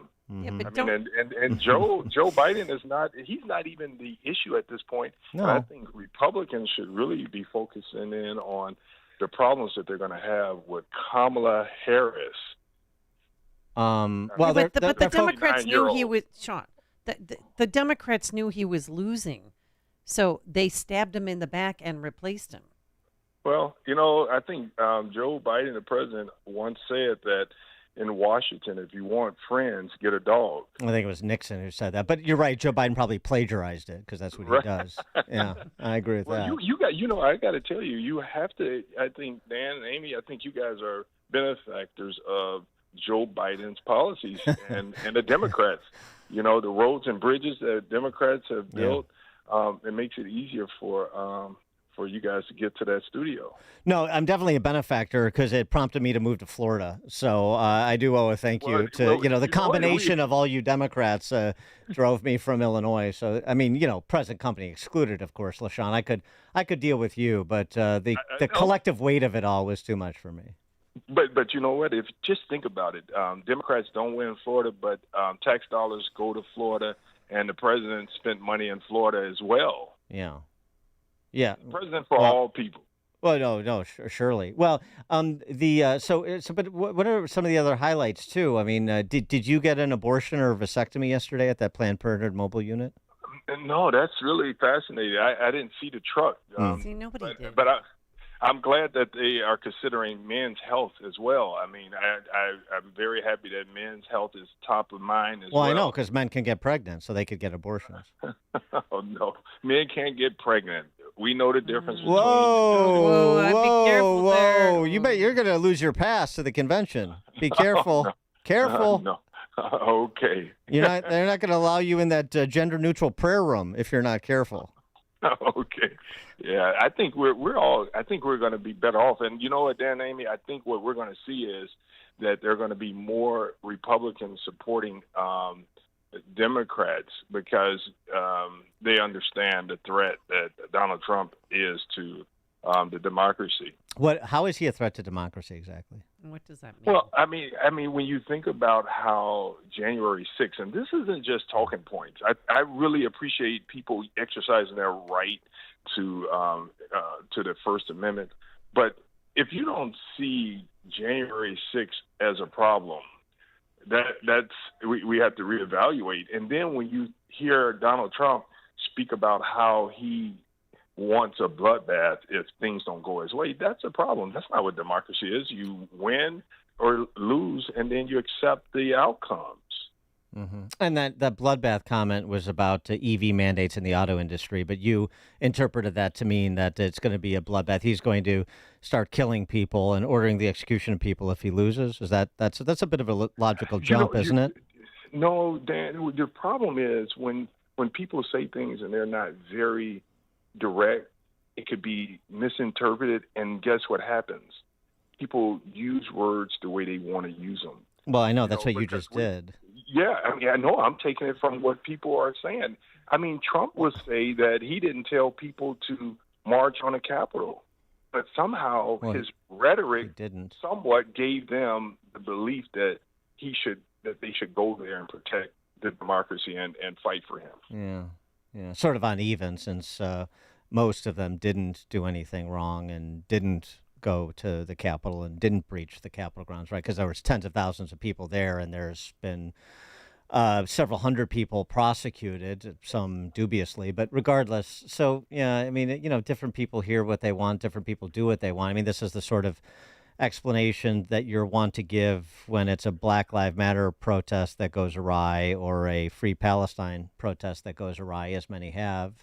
But the same sort of thing, it can't be applied to January 6th for some reason, that some people acted in a way that ran afoul of the law and they should be held accountable under the law, and other people didn't. And the idea that the government was on the precipice of falling is, it's just complete fantasy. Well, what I hope is that the politicians, the delegates, and everyone practice civility, because we're asking for the people that's out in the streets that's protesting and people in these inner cities to be civil. I think politicians, Democrats and Republicans, have to finish this race, and when this race is over, we have to work together and be civil. So August is recognition of civility month, and we got a civility month now. Well, it's a campaign of joy. That's what they're finally. promoting. That's what we've been missing, a designated civility month. Oh, of course. Yes. So I assume there'll be no more assassination attempts this month then on Trump. And I didn't like that, and That's good. I think that it wasn't American at all. I remember when George Bush was speaking and they threw shoes at him. I didn't like that. He ducked really well, though, didn't he? Man, he was good. But I don't like anyone attacking our presidents, no matter who they are.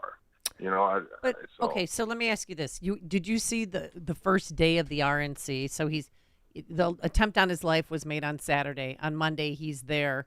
Everybody was in their seats on time, unlike you guys yesterday at 5:15 when the gavel was going to go throw down. Nobody was in the hall or in the United Center.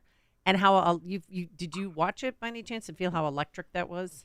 Oh, the Republican convention was great. I mean, they had a party and they were behind their candidate. Now it's going to boil down, once we're finished and you get to know who Kamala Harris is, you're going to have a clear choice between Donald and Kamala. And right. What do you think about how are things going in the city of Chicago and the state of Illinois, would you say? I've seen some billboards that Pritzker put up that record job growth and balanced budgets and so forth. But is your view that things are going pretty well here, about as good as they can be going in Chicago and Illinois? Now, they're not going as good as they could be going, but I think that things are getting better in Chicago, of course. And let me just give law enforcement like a high mark. I mean, the highest mark. They have kept Chicago safe. I mean, safety has been top of order for law enforcement on all levels, and they should be commended. I think that delegates from across the country and the residents feel safe in Chicago with all that's happening. Good thing we didn't defund them and replace them with social workers, huh? We added social workers and increased the funding for law enforcement in Illinois. That's just talking points that people say. And in fact, guess what? Brandon Johnson, the mayor, actually gave the Chicago police the largest raise in history. So that defund police, see, it's one of those things that becomes rhetoric, and it's not true. Well, I mean, it was advocated for. I mean, then you get in office, and the reality of having to actually provide for public safety, or at least make an effort, is something else. But I mean, I wasn't advocating for it, but there was advocacy for that position during the riots in 2020 and the other Black Lives Matter activities and the activities of some of these same protest groups that are out on the streets of Chicago today. I mean, that's not fictional. That happened. Yeah, I think that they didn't. People, you have the real radicals that really believe that we don't need jails and we don't need police.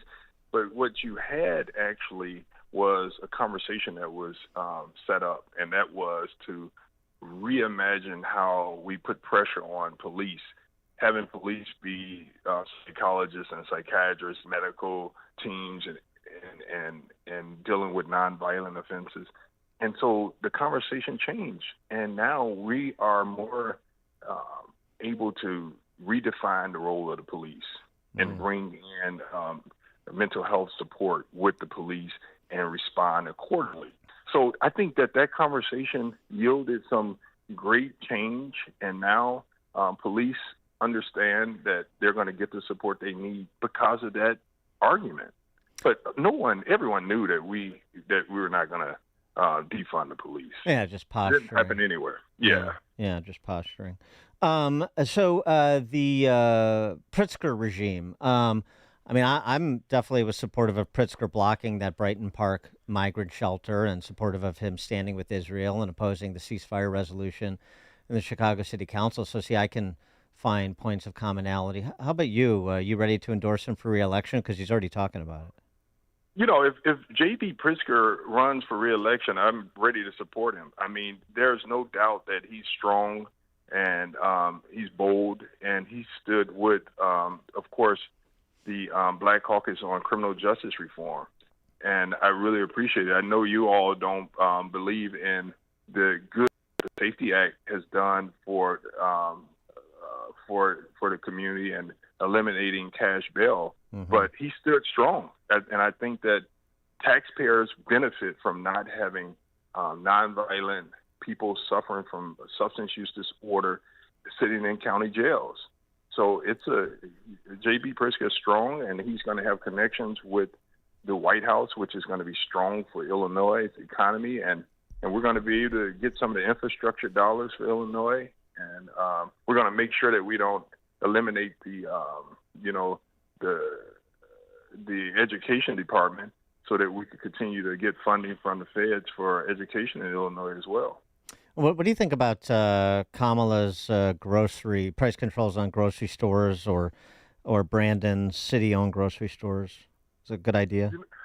You know, I would tell you that when you talk about city-owned grocery stores, I don't like it, because I believe in entrepreneurship, and I really want to support the growth of small corner stores growing into larger stores where they could serve a greater number of people. And, you know, when you can't have the grocery stores run by government competing with entrepreneurship, I don't like it.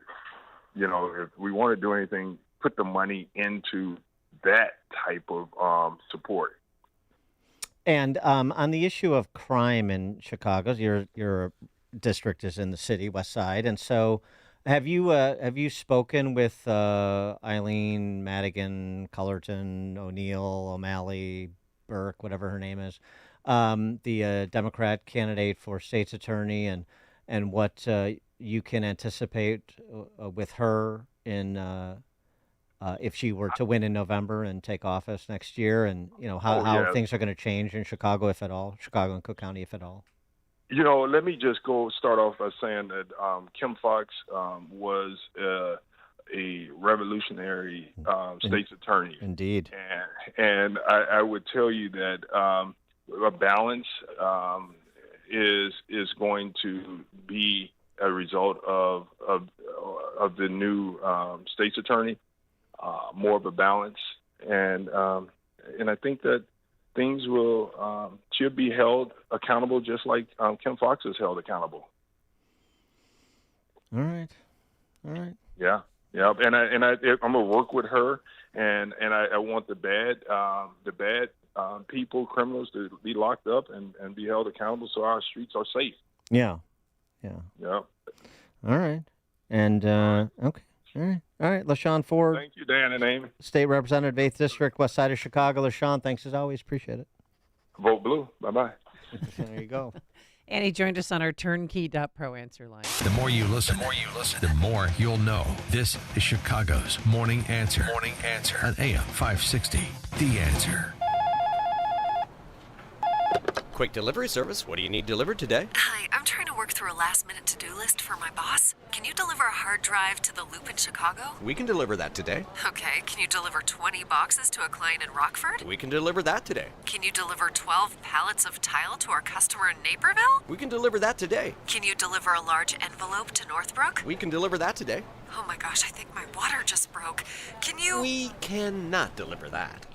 Quick Delivery Service delivers your package no matter the size. More than just a messenger service, Quick Delivery Service is a messenger and trucking service that can also provide scheduled routes for your daily delivery or your air shipment. Trucks are equipped to handle the load and provide ground-level service for same-day delivery. The Quick Delivery Service team of safe, licensed professionals can provide quick door-to-door service for your special delivery. QuickDelivery.com. That's QuickDelivery.com. We deliver that today. But we don't deliver this. AM 560, The Answer. Where'd the time go? Thanks so much for joining us. Thanks Yeah. so much for making us part of your lives. And special thanks to